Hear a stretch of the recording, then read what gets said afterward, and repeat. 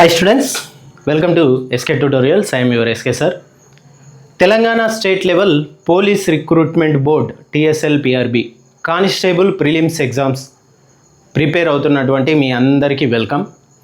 Constable ఎగ్జామ్లో job నిర్ణయించే సబ్జెక్టులల్లో Indian polity అంటే భారత రాజ్యాంగం అట్లనే పాలన రిలేటెడ్ వ్యవస్థ చాలా ఇంపార్టెంటే. ఎందుకంటే మీరు పోయేది కూడా దాన్ని బేస్ చేసుకొని చేసే జాబే కదా. చాలామంది ఈ ఆర్టికల్స్ గుర్తుండవు, రాజ్యాంగ సవరణలు కన్ఫ్యూజ్ అవుతూ ఉంటాం అని భయపడుతూ ఉంటారు.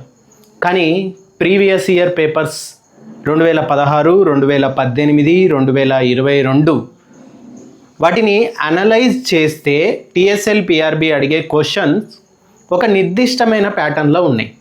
మనం ఎప్పుడైనా ప్రీవియస్ పేపర్స్ అందుకే చదువుతాం. ఈరోజు మన ఈ క్లాస్లో వాటి రిలేటెడ్గా ఆ ప్యాటర్న్ క్రాక్ చేసి ఇంపార్టెంట్ ఏంటిది అనే పాయింట్ ఆఫ్ వ్యూలోనే చదువుతాం.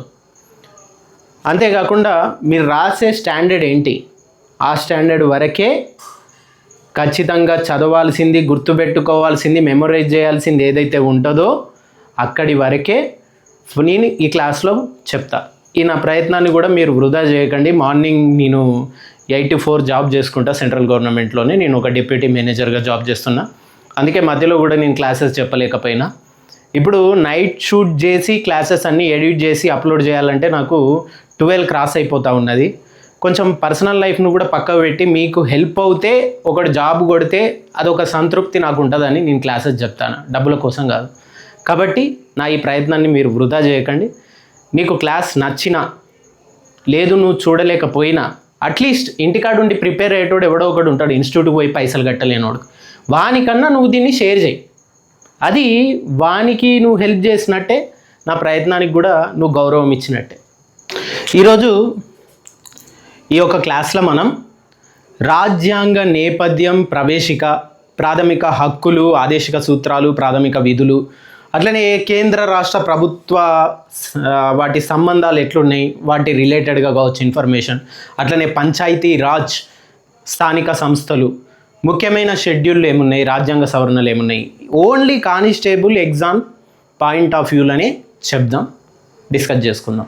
ఫస్ట్ మనం ఏమన్నాం, రాజ్యాంగ నేపథ్యం, ప్రవేశిక. నా హ్యాండ్ రైటింగ్ అంత బాగా ఉండదు, కొంచెం అడ్జస్ట్ అవ్వండి. రెండోది ప్రాథమిక హక్కులు, ఆదేశిక సూత్రాలు, ప్రాథమిక విధులు, షార్ట్కట్లో రాసినాం.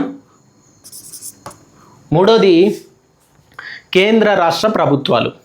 దీంట్లో ఏమొస్తాయి, ఈ రాష్ట్రపతి మెయిన్గా, మళ్ళీ చెప్తున్నా, దీంట్లో మెయిన్గా రాష్ట్రపతి, అట్లనే గవర్నర్, రాష్ట్రపతి, మన గవర్నర్, పార్లమెంటరీ వ్యవస్థ,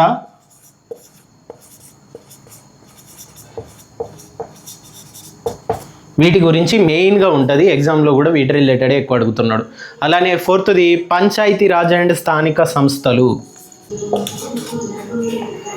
అట్లానే ఫోర్త్ది ముఖ్యమైన షెడ్యూల్స్ ఏమున్నాయి, టాపిక్ రాజ్యాంగ సవరణలు ఏమున్నాయి. ఫిఫ్త్ది ఇంపార్టెంట్వి ఏమున్నాయి, ఎగ్జామ్ పాయింట్ ఆఫ్ వ్యూలో మాత్రమే ఇంపార్టెంట్వి ఏమున్నాయి. యాక్చువల్గా నేను ఇప్పుడు చెప్పే ఈ ఇన్ఫర్మేషన్ అంతా కూడా ఎగ్జామ్స్కు ప్రిపరేషన్ అనే కాదు, నీకు పాలిటీ మీద యాక్చువల్ అవగాహన పూర్తిగా ఒక సమ్మరైజ్డ్ నోట్ లాగా ఇన్ఫర్మేషన్ వస్తుంది. ఇది మనం డిస్కస్ చేయబోయేటువంటి టాపిక్స్. ఇప్పుడు పార్ట్ వైజ్గా part 1, part 2, part 3, part 4, part 5లో ఇంపార్టెంట్గా డీప్గా డిస్కషన్ చేసుకుందాం. ఇంపార్టెన్స్ ఏముంది కానిస్టేబుల్ పాయింట్ ఆఫ్ వ్యూ వరకు మనం వాటి రిలేటెడ్గా చూద్దాం. యాక్చువల్గా రాజ్యాంగం అంటే ఏంటిది, ఫస్ట్ అది చిన్న ఇంట్రడక్షన్ లాగా ఇచ్చేసి టాపిక్లోకి వెళ్దాం. ఇప్పుడు హిందువులకు భగవద్గీత, ముస్లిమ్స్లకు ఖురాన్, ఈ క్రిస్టియన్స్కి వచ్చేసి బైబిల్, ఇవన్నీ వాళ్ళ పవిత్ర మత గ్రంథాలు. మనిషి ఎట్లా బతకాలనేది చెప్తాను. ఇండియాలో పుట్టిన ఏ సిటిజన్ అయినా కూడా ఒక మత గ్రంథం లాంటిదే నువ్వు ఎట్లా బతకాలే, చట్టానికి అతీతంగానా లేకపోతే అందులో పరిధిలో ఉండి బతుకుతావా అనేది డిసైడ్ చేసి గైడెన్స్ ఇచ్చే ఒక గీత లాంటిదే కాన్స్టిట్యూషన్ ఆఫ్ ఇండియా, రాజ్యాంగం. నువ్వు ఎట్లా బతకాలే అనేది అందులో డిసైడ్ చేస్తుంది. నీ హక్కులు ఏంటి అనేది అందులో డిసైడ్ చేస్తుంది. నువ్వు ఒకడికి హాని చేయకుండా ఎట్లుండాలి అనేది అందులో డిసైడ్ చేస్తుంది. పాలన ఎట్లుండాలి అనేది అందులో డిసైడ్ చేస్తుంది. నిన్ను పాలించేటోడు ఎట్లెన్నిక కావాలి అనేది అది డిసైడ్ చేస్తుంది. నీకు ఎలా శిక్ష వేయాలి తప్పు చేస్తే అనేది అది డిసైడ్ చేస్తుంది. అందుకే ఇండియాలో పుట్టిన ప్రతి ఒక్కరికి భగవద్గీతతోటి కంపేర్ చేస్తే వాడి మతంతో కులంతో సంబంధం లేకుండా ఒక పవిత్రమైన గీత గీసిన గ్రంథం ఏంది అని అంటే అది ఇండియన్ కాన్స్టిట్యూషన్. మనం దానికి లోబడే బతుకుతానం, అది గుర్తుపెట్టుకోండి. ఓకే, ఇప్పుడు రాజ్యాంగ నేపథ్యం ప్రవేశిక అంటాను. యాక్చువల్గా ఇప్పుడు రాజ్యాంగం అనేది ఎప్పటి నుంచి అమల్లోకి వచ్చేసింది, మనకు స్వతంత్రం వచ్చేసినప్పటి నుంచి మనం నార్మల్గా దానికి లోబడి పనిచేయడమా ఏంటిది అనేది చూస్తాను. అంతకుముందు దాకా బ్రిటిష్ అండర్లో ఉన్నప్పుడు మనకు కాన్స్టిట్యూషన్ అనేది ఉందా? లేదు. మనం రూల్ చేసుకోవడానికి మనం రాసుకున్నాం. దాని మీద పెద్ద చాటబారంతా మ్యాటర్ కూడా ఉన్నది. దాని జోలికి ఇప్పుడు నేను వెళ్ళదలుచుకోలే. ఓకే, అయితే ఇప్పుడు రాజ్యాంగం అనేది ఒక బుక్కే. దానికో రైటర్ ఉంటాడు, దానికో కమిటీ ఉంటుంది, దానికో సంఘం ఉంటుంది, దానికో పరిషత్ ఉంటుంది. అందరు కలిసి ఒక దగ్గర కూర్చొని డిస్కస్ చేసుకొని మనల్ని మనం ఎట్లా పాలించుకోవాలి, దానికి రూల్స్ అండ్ రెగ్యులేషన్స్ ఎట్లా రాసుకోవాలి అనేది ఫామ్ అయ్యి చేసిందే రాజ్యాంగ పరిషత్. ఓకే, ఈ రాజ్యాంగ పరిషత్తు, ఈ రాజ్యాంగ సంఘాలు అప్పట్లో ఉన్న కాంగ్రెస్ లీడర్లు అందరూ ఒక దగ్గర గ్యాదర్ అయిపోయి చదువుకున్న వాళ్ళు, కొంచెం తెలివితేటలు ఉన్న వాళ్ళు అందరూ ఒక దగ్గర కూర్చొని డ్రాఫ్టింగ్ కమిటీ లా చేసుకొని పెద్ద పెద్ద మేధావులు అంబేద్కర్ కావచ్చు, ఇంకో 4-5 కావచ్చు, అందరూ ఒక దగ్గర కూర్చుకొని రాసుకున్నారు. దాని రిలేటెడ్గా బేసిక్స్ ఏవైతే ఉన్నాయో రాసుకున్న టైం నుంచి కంప్లీషన్ అయిపోయిన తర్వాత ఆ గ్రంథంలో వీటి పాయింట్ ఆఫ్ వ్యూ మీద ఇన్ఫర్మేషన్ మనకు అవసరం. ఇప్పుడు అట్లా చూస్తే నీకు కావలసిన ఇన్ఫర్మేషన్ ఏంటి అని అంటే ఫస్ట్ రాజ్యాంగ పరిషత్. ఈ రాజ్యాంగ నేపథ్యం ప్రవేశికలో ముఖ్యంగా నువ్వు గుర్తుపెట్టుకోవాల్సింది ఏంటంటే రాజ్యాంగ పరిషత్.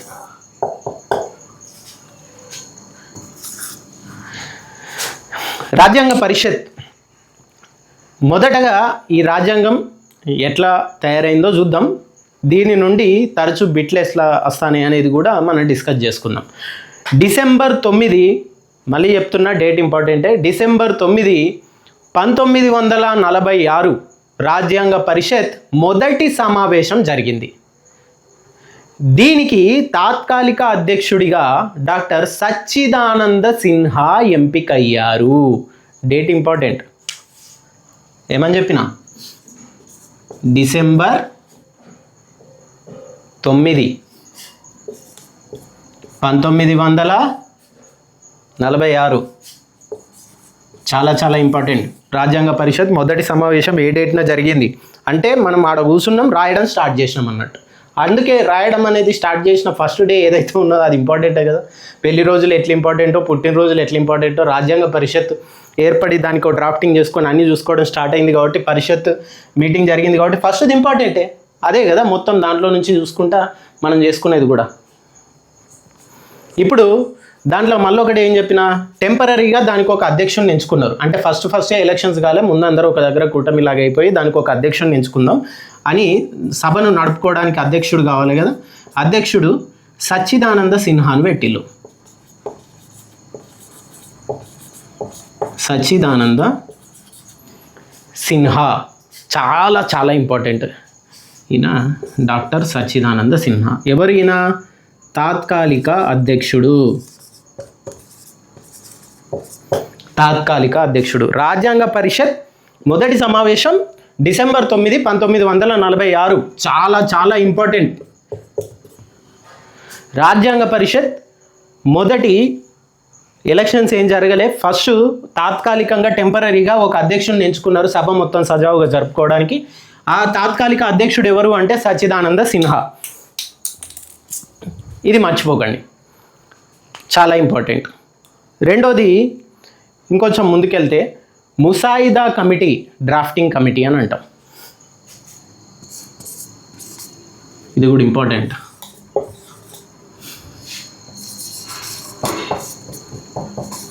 నా హ్యాండ్ రైటింగ్ అంత బాగుండదు, కొంచెం డ్రాఫ్టింగ్ కమిటీ.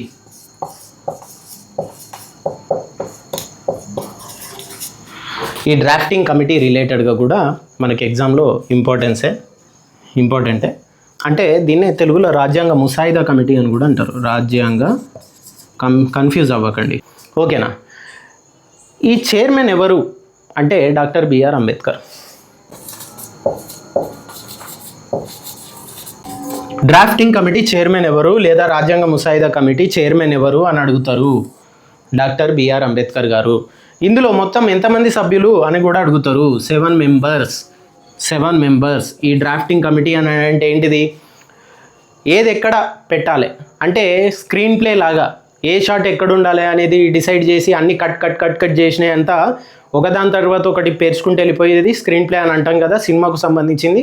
అట్లనే సేకరించిన మ్యాటర్ అంతా బుక్లో ఎక్కడెక్కడ ఏది ఉంచితే బాగుంటుంది దాన్ని ఆర్గనైజ్డ్గా ఏది మన అభ్యాసాల వారీగా లేకపోతే అధ్యాయాల వారీగా సెగ్రిగేట్ చేసి ప్రాపర్గా పెట్టింది కూలంకషంగా కూర్చిపెట్టే పని ఈ డ్రాఫ్టింగ్ కమిటీ వాళ్ళది. దానికి హెడ్ ఎవరు, చైర్మన్ ఎవరు అంటే డాక్టర్ బిఆర్ అంబేద్కర్ గారు. దాంట్లో ఎంతమంది ఉన్నారు అని అంటే 7 ఉన్నారు. ఇది మర్చిపోకండి. నెక్స్ట్ నార్మల్గా ఈ కాల పరిమితి కూడా ఇంపార్టెంటే. రాజ్యాంగం రాయడానికి పట్టిన సమయం ఎంత అని అడుగుతారు. రాజ్యాంగం రాయడానికి పట్టిన సమయం ఎంత అని కూడా అడుగుతారు. రాజ్యాంగం రాయడానికి పట్టిన సమయం ఇది ఎగ్జామ్స్లో అడిగిళ్ళు 2 సంవత్సరాల 11 నెలల 18 రోజులు. 2 సంవత్సరాల 11 నెలల 18 రోజులు.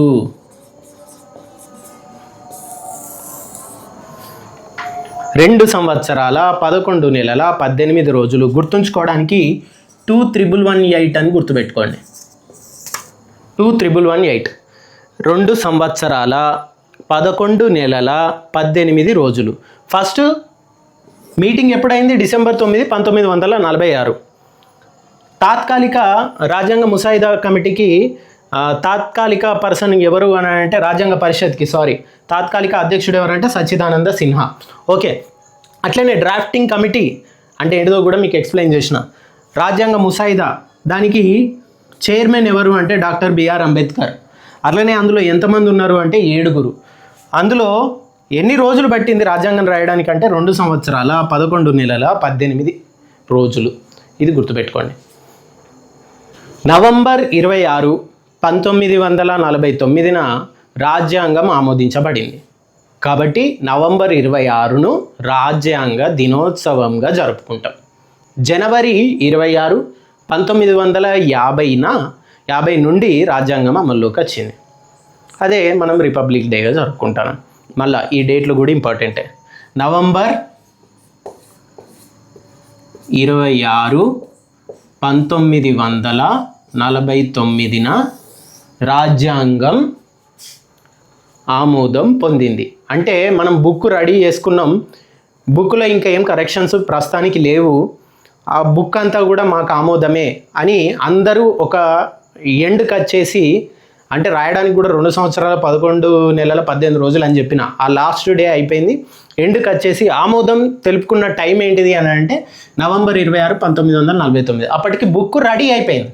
నవంబర్ 26, 1949 ఆ టైంకు బుక్ రెడీ అయిపోయింది. దీన్నే రాజ్యాంగ దినోత్సవంగా జరుపుకుంటాం. రాజ్యాంగ దినోత్సవంగా జరుపుకుంటాను. ఎందుకు రాజ్యాంగ దినోత్సవంగా జరుపుకుంటాను? ఆమోద ముద్ర అందరూ సంతకాలు చేసేసిళ్ళు అన్నట్టు. బుక్ రెడీ అయిపోయిందని సంతకాలు చేసేసుకున్నారు కాబట్టి ఆ నవంబర్ 26, 1949లో ఆ ముసాయిదా కమిటీ, ఆ రాజ్యాంగ పరిషత్ అందరూ ఒక దగ్గర కూర్చొని అంతా సంతకాలు అయిపోయినాయి, బుక్ రెడీ అయిపోయిందని. ఎప్పుడు? నవంబర్ 26, 1949. అందుకే దాన్ని మనం రాజ్యాంగ దినోత్సవంగా జరుపుకుంటాం. దేన్ని? నవంబర్ 26ను. ఈ సోషల్ ఎక్స్పెరిమెంట్ చేసేటోళ్ళు యూట్యూబ్లో అడుగుతూ ఉంటారు, నవంబర్ 26 ఏం రోజు అని అడుగుతారు. రాజ్యాంగ దినోత్సవం అని ఎందుకు జరుపుకుంటాను అని అడుగుతారు. రిపబ్లిక్ డేని ఎందుకు జరుపుకుంటామని అడుగుతారు. నవంబర్ 26, 1949 రాజ్యాంగ దినోత్సవంగా ఎందుకు జరుపుకుంటాం? బుక్ రెడీ అయిపోయింది, అందరి సంతకాలు అయిపోయినాయి, ఇది బుక్ ఆమోదయోగ్యమని ముసాయిదాలో ఉన్న రాజ్యాంగ పరిషత్తులో ఉన్న వాళ్ళందరూ సంతకాలు చేసేసి పెట్టుకున్నారు కాబట్టి. రెండోది, అక్కడి నుంచి రాజ్యాంగ దినోత్సవంగా బుక్ రెడీ అయిపోయింది అని అన్నా కూడా అమలు ఆ రోజు నుంచి చేసుకోలేం. మనం ఆ రోజు నుంచి చేసుకోలేం. ఎప్పటి నుంచి చేసుకున్నాం? జనవరి 26, 1950 నుంచి అమల్లోకి వస్తుందని అమలు చేసుకుంటాం. దీన్నే రిపబ్లిక్ డేగా మనం చేసుకుంటాను. ఓకేనా? రిపబ్లిక్ డేగా గణతంత్ర దినోత్సవంగా చేసుకుంటాను. అంటే అప్పటి నుంచి మనం అఫీషియల్గా రాజ్యాంగాన్ని వాడతాం కాబట్టి ఆ జనవరి 26, 1950ని రిపబ్లిక్ డే అంటే పబ్లిక్ వాళ్ళు రూల్ చేసుకోవడానికే కదా మనం రాజ్యాంగం రాసింది. ఆ రాజ్యాంగం చూసే కదా మనం రూలింగ్ అంతా చేసుకునేది, ఎన్నికలు జరిగేది, అన్నీ ప్రజాస్వామికంగా ఉండేది. అందుకే రిపబ్లిక్ డేగా ఇది అమల్లోకి వచ్చిన డేట్ ఏదైతే ఉందో దాన్ని జరుపుకుంటాను. యాక్చువల్గా ఇక్కడ నుంచే చేయొచ్చు కదా సార్, ఇక్కడ నుంచి ఎందుకు వస్తుంది అని అంటే దానికి కూడా ఒక హిస్టరీ ఉంది. అది కాంగ్రెస్ తోటి ముడిపడి ఉన్నది. అది ఇప్పుడు మీకు అప్రస్తుతం, ఇంకా లెంత్ అయిపోద్ది వీడియో కాబట్టి దాన్ని ఇప్పుడు నేను డిస్కస్ చేయట్లేదు. ఓకే, ఇక్కడ పాయింట్స్ మీరు గుర్తుపెట్టుకోవాల్సింది ఏంటిది, రాజ్యాంగ పరిషత్ రిలేటెడ్గా ఫస్ట్ డేట్ December 9, 1946. తాత్కాలిక అధ్యక్షుడు సచ్చిదానంద సిన్హా. రాజ్యాంగ ముసాయిదా కమిటీకి చైర్మన్ ఎవరు, డాక్టర్ బిఆర్ అంబేద్కర్. ముసాయిదా కమిటీ అంటే కూడా చెప్పిన మీకు డ్రాఫ్టింగ్ రిలేటెడ్ది. దాంట్లో 7 ఉంటారు. టైం ఎంత పట్టింది, 2 సంవత్సరాల 11 నెలల 18 రోజులు అని చెప్పిన. అట్లనే ఇది రాజ్యాంగ దినోత్సవంగా ఎప్పుడు జరుపుకుంటాం అంటే కంప్లీట్ ఎప్పుడు అయిపోయింది, November 26, 1949. ఎప్పటి నుంచి అమల్లోకి వచ్చింది, January 26, 1950. అందుకే దాన్ని రిపబ్లిక్ డే అంటామని కూడా చెప్పిన. ఓకే, ఇప్పుడు నెక్స్ట్ మనం రాజ్యాంగ ప్రవేశికలోకి వెళ్దాం. ఫస్ట్ పార్ట్లో రాజ్యాంగ ప్రవేశిక మనం ఇంతకుముందు ముసాయిదా చూసినాం, ఇప్పుడు ప్రవేశిక. ప్రియంబుల్ నుంచి కూడా చాలాసార్లు క్వశ్చన్స్ అడిగారు. రాజ్యాంగ ప్రవేశిక అంటే ఏంటిది, ముందు మాట అని రాస్తాం కదా. ఏదైనా బుక్ ఒక రైటర్ రాస్తే ముందు మాట అని పెట్టేసి, ఈ బుక్ నేను ఇన్ని కష్టాలు పడి రాసిన, ఈ బుక్ మా అమ్మ నాన్నలకు అంకితం, ఈ బుక్ చదివేటోళ్ళందరికీ నా నమస్కారాలు అని అట్లా రాస్తూ ఉంటారు ముందు మాట. లేకపోతే బుక్కులు ఏముంది అనేది కూడా రాస్తూ ఉంటారు ముందు మాట. లేకపోతే ఎవడో పెద్దోనితోటి మంచి మాట రాపిస్తారు ముందు మాట. ఈ రాజ్యాంగ ప్రవేశిక కూడా మన రాజ్యాంగంలో ఉన్నటువంటి మొత్తం మ్యాటర్ని కుదించి దాని ఇంపార్టెన్స్ ఏంటిది అనేది ఒక చిన్న ప్రియంబుల్గా ముందు మాటగా రాసేదే ఈ రాజ్యాంగ ప్రవేశిక. లోపలికి వెళ్ళబోతాను, పేజ్ బుక్ తెరిచినావు కాన్స్టిట్యూషన్ది, దాంట్లో ఫస్ట్ కనబడేది నీకు ఈ అపియరెన్స్ ఈ రాజ్యాంగ ప్రవేశికనే. దాని రిలేటెడ్గా కూడా క్వశ్చన్స్ అడుగుతారు. అయితే ప్రవేశికకు మూలం ఏంటిది అంటే, ప్రవేశికను జవహర్లాల్ నెహ్రూ ప్రవేశపెట్టిన లక్ష్యాలు ఆశయాల తీర్మానం. దీన్ని ఇంగ్లీష్లో అబ్జెక్టివ్ రెజల్యూషన్ అని అంటారు. యాక్చువల్గా ఏమన్నా నేను రాసేటప్పుడు కూడా బోర్డు మీద స్పెల్లింగ్ మిస్టేక్స్ ఉంటే దాన్ని అంతగా పట్టించుకోకండి, నేను Telugu medium background up to inter వరకు కూడా. ఓకే, ఈ లక్ష్యాలు ఆశయాల తీర్మానం దాని ఆధారంగా రూపొందించడం జరిగింది. మళ్ళీ చెప్తున్న బిట్ ఇంపార్టెంటే, ప్రవేశికను జవహర్లాల్ నెహ్రూ ప్రవేశపెట్టిన లక్ష్యాలు ఆశయాల తీర్మానం ఆధారంగా రూపొందించారు. లక్ష్యాలు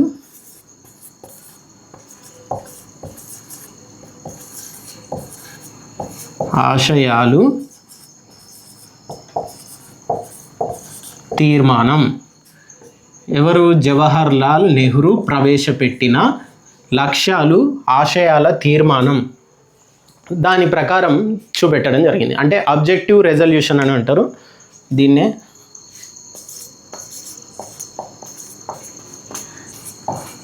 అబ్జెక్టివ్ రెజల్యూషన్, లక్ష్యాలు ఆశయాలు తీర్మానం, దాని ప్రకారం ఈ ప్రవేశికను డిజైన్ చేసిల్లని తెలుస్తుంది. అంటే ఏంటిది, రాజ్యాంగం రాసుకోవడానికి ముందు మన లక్ష్యం ఏంటిది, ఆశయం ఏంటిది అనేది ఒకటి జవహర్లాల్ నెహ్రూ ఒక పేపర్ మీద రాసుకొచ్చిండు, అందరి ముందు చదివిండు. ఆ లక్ష్యాలు ఆశయాల తీర్మానంని బేస్ చేసేసుకొని నార్మల్గా మనం రాజ్యాంగాన్ని రాసుకోవడం అంటే ఇవన్నీ అందులో ఉండాలి అనే మ్యాటర్ తోటి ఆయన ఒకటి పేపర్ మీద రాసుకొని వచ్చిండు ముందు మాట లెక్క. ఇట్లుంటే బాగుంటుంది అట్లుంటే బాగుంటుంది అని ఆయన పాయింట్ ఆఫ్ వ్యూలో దాన్ని ప్రతిబింబిస్తూ ఈ ప్రవేశికను డిజైన్ చేయడం జరిగింది. ప్రవేశికకు మూలం ఏంటిది అంటే ఆధారం ఏంటిది అని అంటే జవహర్లాల్ నెహ్రూ ప్రవేశపెట్టిన లక్ష్యాలు ఆశయాల తీర్మానం.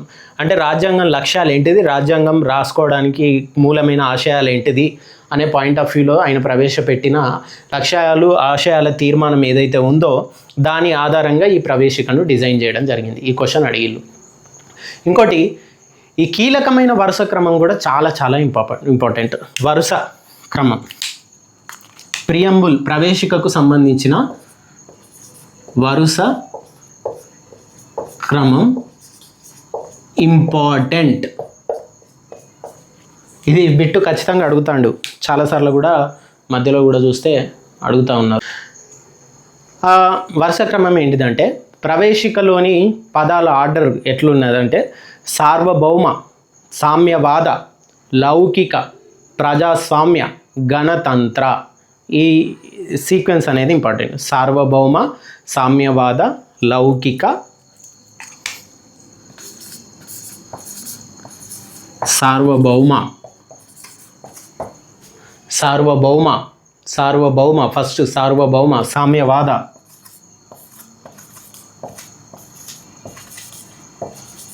సామ్యవాద, సామ్యవాద, నెక్స్ట్ లౌకిక,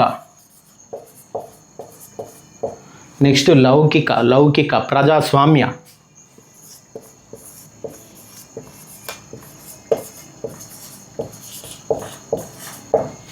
ప్రజాస్వామ్య, ప్రజాస్వామ్య, గణతంత్ర,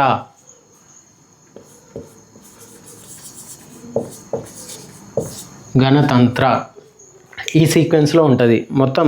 ఆ ప్రవేశిక మొత్తం ఇప్పుడేం చదివి చూపెడతలేను నేను. ఇప్పుడు ఆ ప్రేంబుల్లో ఉన్న సీక్వెన్స్ ఇంపార్టెంట్. సార్వభౌమ, సామ్యవాద, లౌకిక, ప్రజాస్వామ్య, గణతంత్ర.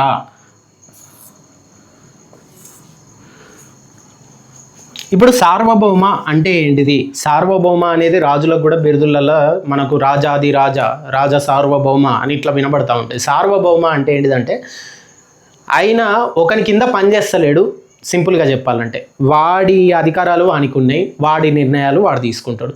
అటల్ బిహారీ వాజ్పేయి ఈ అణుబాంబు పరిశోధనలు చేసినప్పుడు పక్క కంట్రీస్ ఏమన్నాయంటే చెయ్యొద్దు ఇండియా అని అన్నారు. ఎవడు? యుఎస్ వాడు అన్నాడు. అంటే మరి వాడు చెప్పిండు కదా అని నేను పరిశోధనలు ఏం చేసుకోలే, సైలెంట్గా ఉన్నా. అప్పుడు నాకు సార్వభౌమాధికారం ఉన్నట్ట లేనట్టే కదా. అంటే నా అధికారాలు నాకున్నాయి, నా నిర్ణయం నేను తీసుకుంటా అనేది సార్వభౌమ అనే పదానికి రిలేటెడ్ అన్నట్టు. అట్లనే సామ్యవాద, లౌకిక, ప్రజాస్వామ్య, గణతంత్ర వీటికి కూడా ఇండివిజువల్గా డెఫినేషన్స్ ఉంటాయి. ఇప్పుడు వాటి డీప్గా నేను వెళ్ళట్లేదు. మీరు సీక్వెన్స్ గుర్తుపెట్టుకోండి. ఫస్ట్ సార్వభౌమ, సామ్యవాద, లౌకిక, ప్రజాస్వామ్య, గణతంత్ర. బట్టి పడతారా? బట్టి పట్టండి, నో అబ్జెక్షన్. మీనింగ్ కావాలని అంటే మళ్ళీ ఎప్పుడన్నా పెద్ద క్లాస్ చెప్పుకున్నప్పుడు దాని రిలేటెడ్గా చెప్తా. ప్రీవియస్ ఇయర్ బిట్టు కూడా అడిగిండు. ఎప్పుడు అడిగిండంటే 2018లో అడిగిళ్ళు, పోలీస్ ఎగ్జామ్లోనే అడిగిళ్ళు. 2018 ఎగ్జామ్లో ఈ ప్రవేశిక రిలేటెడ్గానే అడిగిండు. ప్రవేశికలో పదాల సరైన వరుస క్రమం ఏమిటి అని అడిగిండు. సరైన వరుస క్రమం ఏంటిది అని అన్నాడు. ఆప్షన్ ఏ ఏమన్నాడంటే సామ్యవాద, సార్వభౌమ, లౌకిక, గణతంత్ర, ప్రజాస్వామ్య. సీక్వెన్స్ మార్చేసిండు. బిలో కూడా అట్లనే మార్చేసిండు. సిలా కరెక్ట్గా ఇచ్చిండు. సార్వభౌమ, సామ్యవాద, లౌకిక, ప్రజాస్వామ్య, గణతంత్ర అని ఇచ్చిండు. అందులో మీరు సీక్వెన్స్ సి అనేది ఆప్షన్ కరెక్ట్ అయిపోతుంది. 2018లో కానిస్టేబుల్ ఎగ్జామ్లోనే అడిగిండి బిట్టు. సీక్వెన్స్ ఏంటిదని అడిగిండు ప్రవేశిక. సార్వభౌమ, సామ్యవాద, లౌకిక, ప్రజాస్వామ్య, గణతంత్ర. ఏదో పద్యం బట్టి పట్టడం ఏం కాదు. సార్వభౌమ, సామ్యవాద, లౌకిక, ప్రజాస్వామ్య, గణతంత్ర. ఓకే. అట్లనే ఇంకొకటి 42వ రాజ్యాంగ సవరణ ఏదైతే ఉందో 1976లో చేసింది. ప్రవేశికను ఇప్పటి వరకు ఒక్కసారి సవరించడం జరిగింది. దీని ద్వారానే సామ్యవాద, లౌకిక, సమగ్రత అనే 3 పదాలను చేర్చడం జరిగింది. సామ్యవాద, లౌకిక, సమగ్రత అనే పదాలను ఏ దానివల్ల చేర్చిల్లు అని అంటే 42వ రాజ్యాంగ సవరణ ద్వారా, 42వ రాజ్యాంగ సవరణ ద్వారా చేర్చడం జరిగింది. ఏమేమి చేర్చిల్లు? ఈ మధ్యలో ఉన్న సామ్యవాద, లౌకిక అనే పదాలు, సమగ్ర అనే పదాలను చేర్చడం జరిగింది. ఇది కూడా ఇంపార్టెంటే. ఓకే. ఏ రాజ్యాంగ సవరణ అని అడుగుతాడు. ఏ రాజ్యాంగ సవరణ ద్వారా రాజ్యాంగం యొక్క ప్రవేశికను కరెక్షన్ చేసిల్లు, సవరించిల్లు అని అంటే 42వ రాజ్యాంగ సవరణ. అది ఎప్పుడు జరిగింది సార్ అని అంటే 1976. మళ్ళీ చెప్తున్నా, ఇంత డీప్గా కానిస్టేబుల్కి అవసరం లేదు, మేబీ అడగచ్చేమో. కాబట్టి ఈ సవరణ కూడా గుర్తుపెట్టుకోండి. ఒకసారి చేసిళ్ళు. ఇప్పటి వరకు రాజ్యాంగంలో చాలా పార్ట్స్ను, ఫండమెంటల్ రైట్స్ను కూడా రాజ్యాంగ సవరణ చేసిళ్ళు. రాజ్యాంగ సవరణ అంటే ఏం లేదబ్బా, మీరు కొత్తగా ప్రిపేర్ అయితే కన్ఫ్యూజ్ అవ్వకండి. బుక్ ఆల్రెడీ రాసుకున్నాం మనం. మన పరిస్థితులకు తగ్గట్టుగా మారుతున్న కాలానికి తగ్గట్టుగా అవసరాన్ని బట్టి దాంట్లో కరెక్షన్స్ చేస్తాను. అడిషనల్గా యాడ్ చేయడం కావచ్చు, లేకపోతే తీసేయడం కావచ్చు, ఒక దగ్గర తీసి ఇంకొక దగ్గర మార్చడం కావచ్చు. ఇదే రాజ్యాంగ సవరణ. దానికి పెద్ద అదేం లేదు. 100 కంటే ఎక్కువ సార్లు చేసినాం ఇప్పటికీ, గుర్తుపెట్టుకోండి. అట్లా 42వ సీక్వెన్స్లో 42వ రాజ్యాంగ సవరణ ఏదైతే ఉందో, ఫస్ట్ది, సెకండ్, థర్డ్, ఫోర్త్, ఫిఫ్త్ది, అట్లా 42వ రాజ్యాంగ సవరణ చేసేటప్పుడు ఇందులో ప్రియంబుల్లో మార్పులు చేసిళ్ళు. సామ్యవాద, లౌకిక, సమగ్ర ఇట్లాంటి పదాలను కొన్నిటిని యాడ్ చేసిళ్ళు. అది మళ్ళీ ఇక్కడ కూడా నేను ఇచ్చేస్తా, అది చూడండి. ఎన్నో రాజ్యాంగ సవరణ అనేది మాత్రం ఇంపార్టెంట్. 42వ రాజ్యాంగ సవరణ గుర్తుపెట్టుకోండి. ఇందులో ఈ మన ప్రవేశికలో ఇంపార్టెన్స్ ఏంటిది అంటే ఫస్ట్ వరుసక్రమమే గుర్తుపెట్టుకోండి. కానీ ప్రవేశిక ఎవరి వల్ల డిజైన్ అయింది అని అంటే జవహర్లాల్ నెహ్రూ ప్రవేశపెట్టిన లక్ష్యాలు, ఆశయాల తీర్మానం. అదంటే ఏంటిదో కూడా మీకు చెప్పిన. సీక్వెన్స్ సార్వభౌమ, సామ్యవాద, లౌకిక, ప్రజాస్వామ్య, గణతంత్ర మర్చిపోకండి. నెక్స్ట్ చాలా చాలా ఇంపార్టెంట్, పాలిటీ రిలేటెడ్గా ఎగ్జామ్ ఉన్నదంటే, ఏదైనా సబ్జెక్ట్ ఉందంటే ఏ ఎగ్జామ్లోనైనా ఒక్క క్వశ్చన్ వాడు మనిషే అయితే ఖచ్చితంగా ప్రాథమిక హక్కుల నుంచి అడగాలి. ఎందుకంటే మొత్తం రాజ్యాంగంలో నార్మల్ ప్రజానికానికి యూజ్ అయ్యేది ఏదన్నా ఉంది అని అంటే అది ప్రాథమిక హక్కులే. దీని రిలేటెడ్గా ముందుకెళ్ళే ముందు నాది ఒక చిన్న మ్యాటర్ చెప్తాను, నేను వినండి. ఇప్పుడు సిటీలో నువ్వు తిరుగుతాను, గోడల మీద రాసి ఉంటుంది. ఏమని రాసి ఉంటుంది? ఇక్కడ చెత్త వేయరాదు రాసి ఉంటుంది. లేదు ఇక్కడ పార్కింగ్ చేయరాదు రాసి ఉంటుంది. ఇక్కడ మూత్రం పోయరాదు రాసి ఉంటుంది. ఎందుకు రాస్తానంటే అవన్నీ అప్పటి వరకు కూడా అక్కడ జరుగుతానే కాబట్టి రాస్తాను. అప్పటి వరకు అక్కడ చెత్తేస్తాళ్ళు కాబట్టి రాస్తాను, వేయకండ్రా బాబు అని. అక్కడి వరకు అక్కడ బండి పార్క్ చేస్తాళ్ళు, చేయకరా నాయన నా గేటు ముందు అని రాస్తాను. అప్పటి వరకు అక్కడ మూత్ర విసర్జన చేస్తాళ్ళు, ఇప్పటి నుంచి చేయకండ్రా అని అక్కడ రాస్తాను. అంటే దాని అర్థం ఏంటిది? అంత ముందు వరకు కూడా ఉన్నాయని. కాయిన్స్ మీద కూడా సత్యమేవ జయతే అని రాసి ఉంటారు. అంటే అర్థం ఏంటిది? ఓ హోపు కలిపియడానికి. కానీ ప్రతిసారి సత్యమే గెలుస్తుందా అంటే గుండెల మీద చేసుకుని చెప్పు కోర్టుకు పోయినని తెలుస్తుంది ఈ సిచ్యువేషన్స్ అని. ఓకే, లెట్ ఇట్ బి, అది పక్క పెడదాం. అంటే ఇప్పుడు ఈ పాయింట్ ఎందుకు చెప్తానంటే ప్రాథమిక హక్కులు మనకు రాజ్యాంగం కల్పించింది అంటే మరి అంతకుముందు దాకా అవి లేనట్టే గుర్తుపెట్టుకో. ఫస్ట్ ప్రాథమిక హక్కులు ఎక్కడున్నాయి అని అంటే 3వ భాగంలో ఉన్నాయి. రాజ్యాంగంలో ఎన్నో భాగంలో ప్రాథమిక హక్కులు ఉన్నాయి? 3వ భాగంలో. కొంచెం డీప్గా వెళ్తాను. 2, ఏ ఆర్టికల్ నుంచి ఏ ఆర్టికల్ వరకు రాజ్యాంగంలో మన ప్రాథమిక హక్కుల గురించి ఉంది అంటే 12 నుంచి 35. దీన్ని ఎట్లా గుర్తుపెట్టుకోవాలి? కీప్యాడ్ ఫోన్ ఉంటుంది కదా, కీప్యాడ్ నీది డైలింగ్ ప్యాడ్, దాంట్లో 1 2 3 4 5 6 7 8 9 ఈ సీక్వెన్స్ ఉంటుంది కదా. ఆ సీక్వెన్స్లో 1 2 3 సెంటర్కి వెళ్ళిపో, ట్రయాంగిల్ లాగా 5 1 2 3 5 ఈ సీక్వెన్స్ అంటే 12 35 వచ్చేసేది. అట్లా గుర్తుపెట్టుకో. నేనైతే అట్లనే గుర్తుపెట్టుకుంటా. ఆ సీక్వెన్స్లో గుర్తుపెట్టుకో. ఓకే, ఇప్పుడు ఈ ఫండమెంటల్ రైట్స్ అనేవి పార్ట్ 3లో ఉన్నాయి. 12 నుంచి 35 దాకా ఉన్నాయి. మనం వీటిని అమెరికా రాజ్యాంగం నుండి గ్రహించడం జరిగింది, యూఎస్ఏ నుంచి తీసుకున్నాం. ఇది డీప్గా వెళ్తే వీటి రిలేటెడ్గా అడుగుతారు. డైరెక్ట్ ఆర్టికల్సే ఎక్కువ అడిగే ఛాన్స్ ఉన్నది కానిస్టేబుల్లో. ఇవి కూడా గుర్తుపెట్టుకోండి. ఏ రాజ్యం అంటే వేటి నుంచి తీసుకున్నాం అని అంటే అర్థం ఏంటిది అని అంటే బ్రిటన్లో ప్రాథమిక హక్కులు ఉన్నాయి, ఐర్లాండ్లోనికి ప్రాథమిక హక్కులు ఉంటాయి. ఫండమెంటల్ రైట్స్ సిటిజన్కి ఉండే రైట్స్ వానికి ఉంటాయి. ఎక్కడెక్కడైనా నార్మల్గా ఉంటాయి. కొన్ని కంట్రీస్లలో అంత అది ఉండవు. బట్ మనం యూఎస్లో ఉన్న రైట్స్ను అట్రాక్ట్ అయ్యి వాళ్ళ సిటిజన్స్కి ఇచ్చిన రైట్స్కు అట్రాక్ట్ అయ్యి వాటి మూలాల నుంచి మనం కొంచెం కరెక్షన్ చేసుకొని మన ఫండమెంటల్ రైట్స్ను మనం డిజైన్ చేసుకున్నాం. దానికి మూలం ఎక్కడ? ఇంతకుముందు ప్రవేశికకు మూలం ఏంటిది? ఆశయాల తీర్మానం నెహ్రూ అని ఎట్లా అనుకున్నామో దీనికి మన ఫండమెంటల్ రైట్స్కి మూలం ఎక్కడ అంటే యూఎస్ఏ. అందుకే కదా చాలామంది అడిగిపోయి బతుకుతా అని అంటారు. అక్కడ ఉండే రైట్స్ అట్లాంటివి. ఓకే, యూఎస్ఏ, అది కూడా గుర్తుపెట్టుకోండి. ప్రస్తుతం ప్రాథమిక హక్కులు మొత్తం ఎన్ని ఉన్నాయి ఏంటిది అనేది కూడా అడుగుతారు. ఫస్ట్లో 7 ఉండే ప్రాథమిక హక్కులు 7 రకాలు ఉండే, ప్రస్తుతం 6 రకాలు ఉన్నాయి. ఓకే, 6 రకాలు ఉన్నాయి, ఇది కూడా గుర్తుపెట్టుకోండి. 44వ రాజ్యాంగ సవరణ ద్వారా 1978లో ఆస్తి హక్కును ప్రాథమిక హక్కు నుంచి తొలగించి ఆర్టికల్ 300Aలో చట్టబద్ధమైన హక్కుగా మార్చిల్లు. 44వ రాజ్యాంగ సవరణ ద్వారా, ఇంతకుముందు 42వ రాజ్యాంగ సవరణ చెప్పిన నేను 1976లో ప్రవేశిక రిలేటెడ్గా అక్కడ ఒకటి వచ్చింది. ఇప్పుడు 44వది వచ్చింది. 1978లో 44వ రాజ్యాంగ సవరణ ద్వారా ప్రాథమిక హక్కుల నుంచి ఒక హక్కును తొలగించిల్లు. అదేంటిదంటే ఆస్తి హక్కు. దీని నుంచి తొలగించి నార్మల్ ఆర్టికల్ లాగా 300Aలో చేర్చిల్లు దాన్ని. అంటే ప్రాథమిక హక్కు ఎందుకు తీసేసిల్లు అంటే ఇదివరకు ఆస్తి హక్కు ఉన్నది. అయితే ఒకడు ఏం చేసిండంటే కోర్టుకు పోయాడు, నాకు ఫండమెంటల్ రైట్, నేను ఆస్తులు సంపాదించుకుంటాను, నేను ఎందుకు ట్యాక్స్ కట్టాలి. కోర్టులో పెద్ద సీన్ అయిపోయింది, వాడు గెలిచిండు కూడా, పక్కకు పెడదాం ఆ మ్యాటర్. అప్పుడు గవర్నమెంట్ ఏం చేసింది, అమ్మ ఇక ప్రాథమిక హక్కులలో ఉంచితే ఇదేదో లొల్లి నడుస్తుందని ప్రాథమిక హక్కుల నుంచి రాజ్యాంగ సవరణ ద్వారా ఆడ నుంచి తీసేసింది. సవరణ అంటే ఏంటిది, ఉన్న రాజ్యాంగం ఉన్నట్టు కాకుండా యాడ్ చేయడమో తీసేయడమో వేరే కాడ వేయడమో అంతే. అట్లా సీక్వెన్స్లో 44వ రాజ్యాంగ సవరణ 1978లో చేసినప్పుడు ఆస్తి హక్కును తీసేసి నార్మల్ ఆర్టికల్లో 300Aలో చేర్చేసి దానికి ప్రాథమిక హక్కు నుంచి తీసి పక్కకు పడేసిల్లు అన్నట్టు. ఇప్పుడు వాడు కోర్టుకు పోవడానికి లేదు, నా ఫండమెంటల్ రైట్ కాదు కదా, అది ఒక రైటే కాకపోతే ఫండమెంటల్ రైట్ కిందికి రాదు. అది ఇప్పుడు స్టార్టింగ్లో మాత్రం ఉండే ఆ 7 రకాలల్లో ఉన్నప్పుడు అది ఉండే ఆస్తి హక్కు, కానీ ఇప్పుడు లేదు, 6. ఇప్పుడు 6 రకాలే ఉన్నాయి. ఇప్పుడు పరీక్షకు అత్యంత ముఖ్యమైన ఆర్టికల్స్ ఏంటి ఆ పాయింట్ ఆఫ్ వ్యూలో చూద్దాం. ఆర్టికల్ 14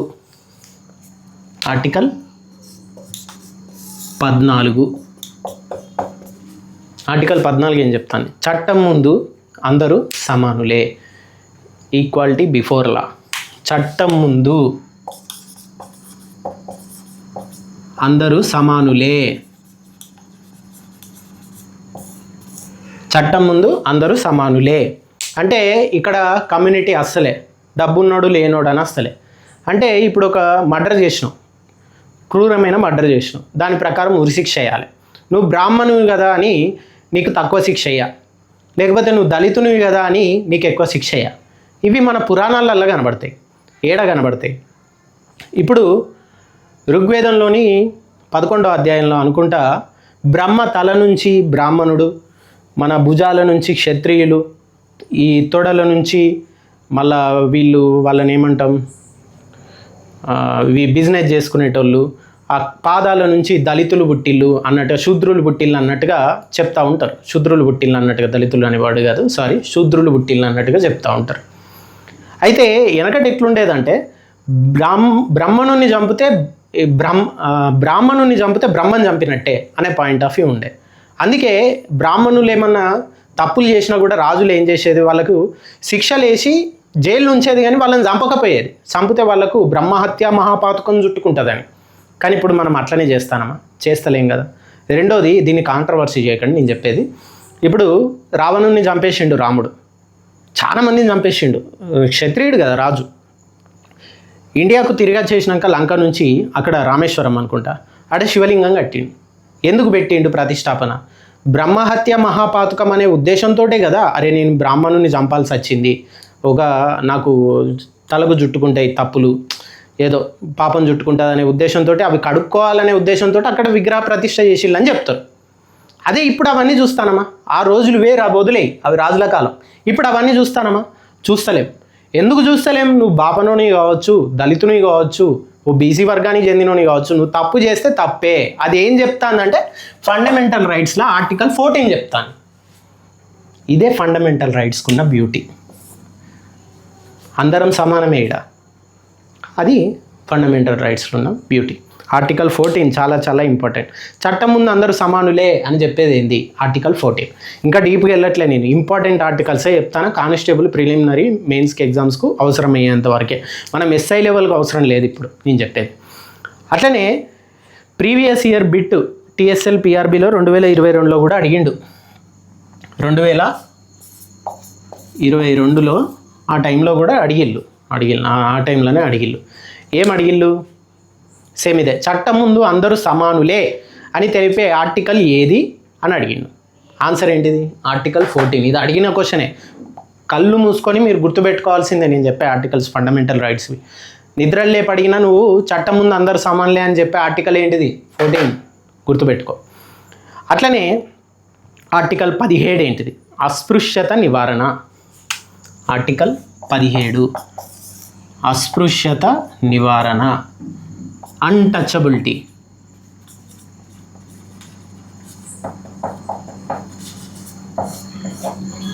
అంటరానితనం నివారణ అంటే, అంటరానితనం అప్పటిదాకా ఉన్నదా సార్ అంటే ఉన్నది. దీన్ని బట్టి అర్థమవుతుంది. అంబేద్కర్ జాబ్ చేసేటప్పుడు కూడా నీళ్ళు ఇయ్యని ప్యూన్ అడిగితే వాడు ఇయ్యలే.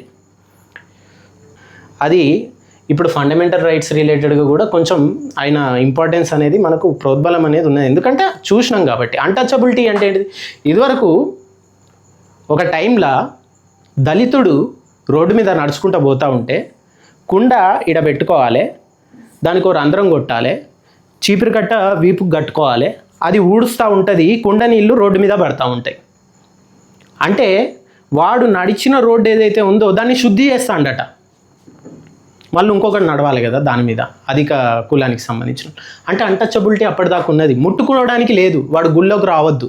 ఇప్పటికీ కూడా ఎంపీ స్థానంలో ఉన్నోళ్ళు కొన్ని పక్క రాష్ట్రాలల్లో గుళ్ళోకి ప్రోటోకాల్ ప్రకారం వెళ్ళినప్పుడు వాళ్ళు వెళ్ళిపోయాక తలుపులు వేసి పసుపు నీళ్లు చల్లిన సందర్భాలు కూడా ఉన్నాయి. అతడు దళిత సామాజిక వర్గానికి సంబంధించిన వాడని.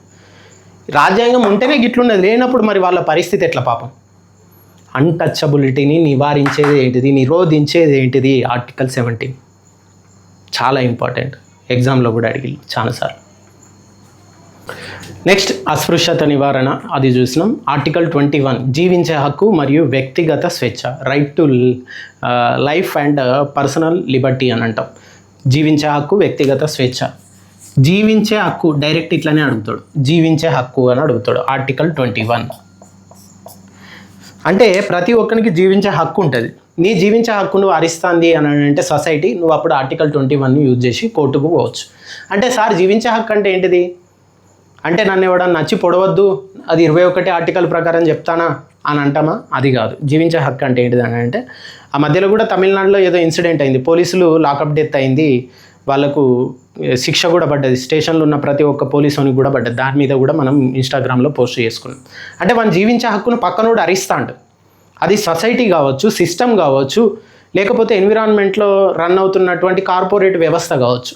ఒక పెద్ద ఫ్యాక్టరీ పెట్టిండు, వాడు అన్అఫీషియల్గా గ్యాసెస్ సరౌండింగ్లోకి వదులుతాడు. ఆర్టికల్ 21 ప్రకారం నీ జీవించే హక్కు హరిస్తాళ్ళు. నల్గొండలో వాటర్ ప్యూరిఫికేషన్ లేదు, మొత్తం బోన్స్ అన్నీ అరిగిపోతానే కుంటుపడిపోతాళ్ళు. ఆర్టికల్ 21 ప్రకారం నీ జీవించే హక్కుకు భంగం కలిగింది, నువ్వు కోర్టుకు పోతావు. నీ సరౌండింగ్లో ఒక ఫ్యాక్టరీ పెట్టిళ్ళు, దాంట్లో నుంచి వచ్చే వ్యర్థాలను నీ చెరువుల, నీ ఊర్లో ఉన్న చెరువులు కలుపుతాళ్ళు. ఆ నీళ్ళే నీకు జీవనాధారం తాగడానికి, లేకపోతే వ్యవసాయానికి.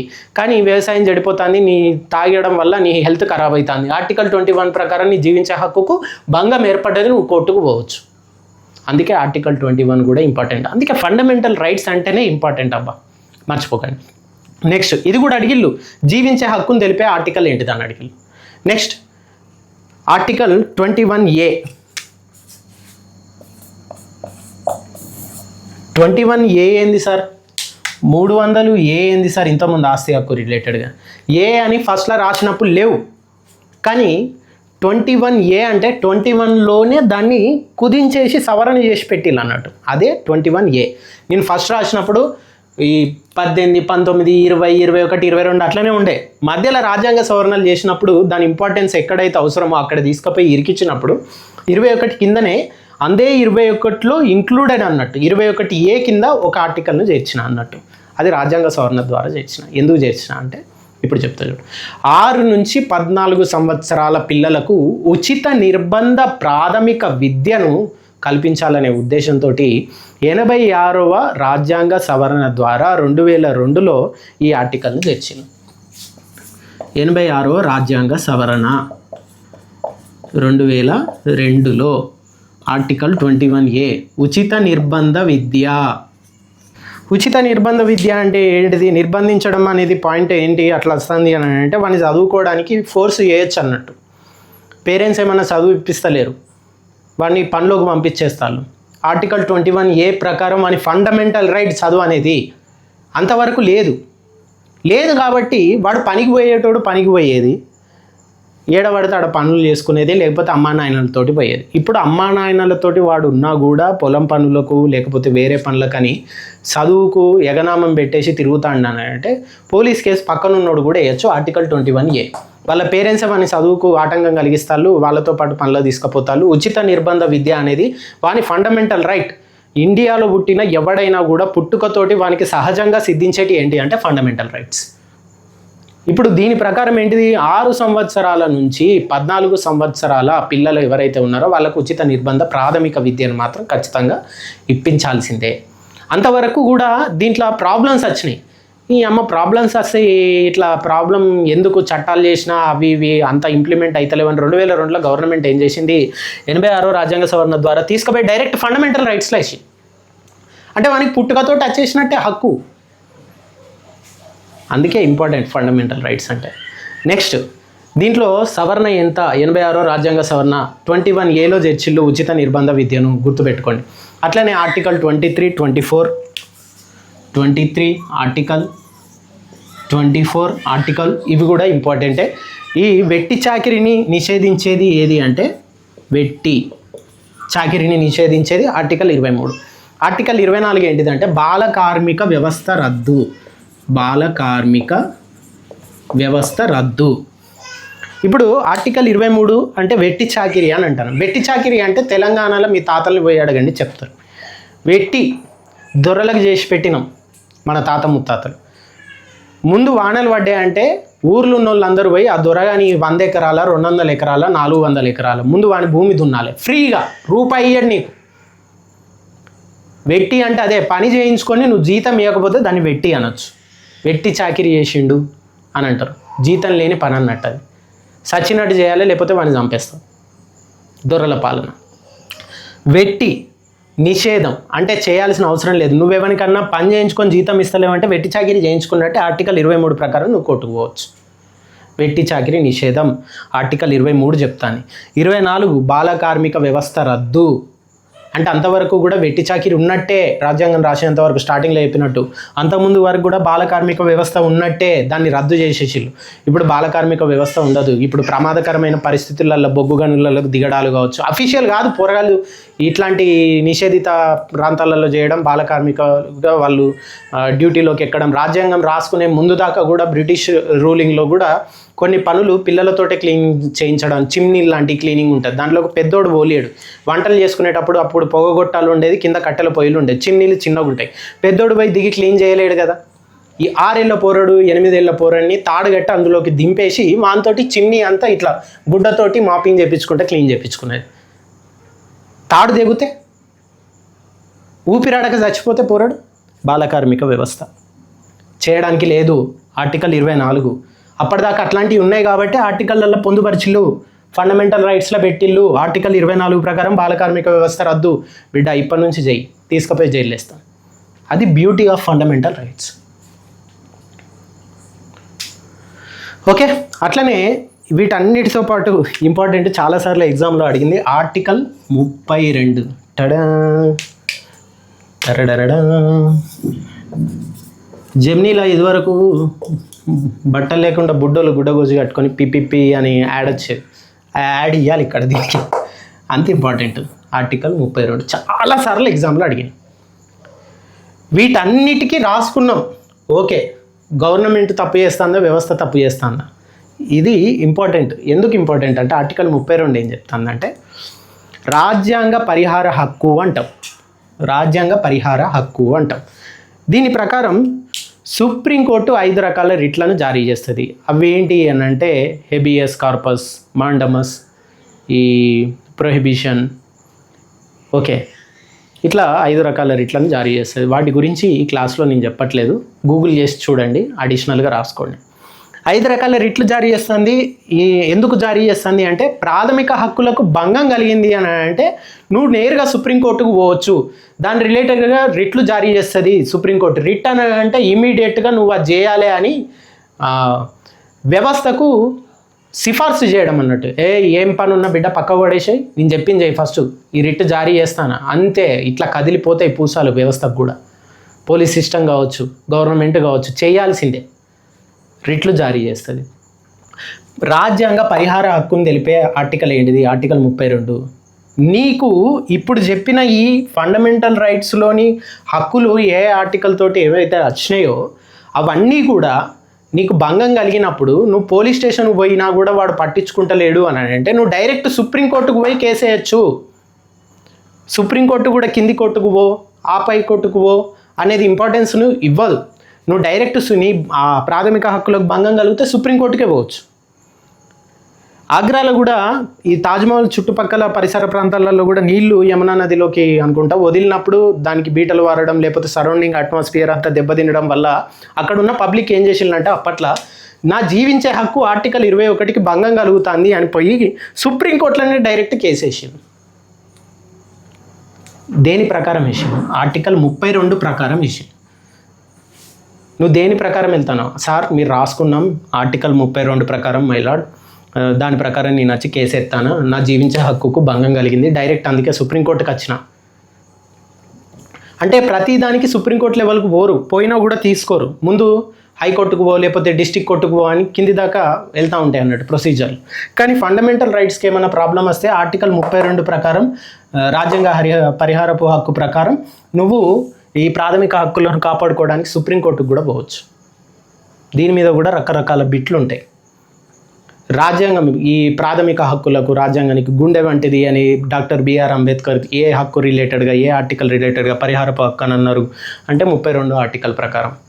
ఈ బిట్స్ అన్నీ ఇంపార్టెంటే నేను చెప్పినాయి, అసలు మర్చిపోకండి. ఫండమెంటల్ రైట్స్ ఈ పార్ట్ వరకు ఫండమెంటల్ రైట్స్ ఇంపార్టెన్స్ అనేది క్లోజ్ అయిపోయింది. నెక్స్ట్ ఇంపార్టెంట్ టాపిక్ ఆదేశిక సూత్రాలు, డైరెక్టివ్ ప్రిన్సిపల్స్. ఇవి రాజ్యాంగంలో 4వ భాగంలో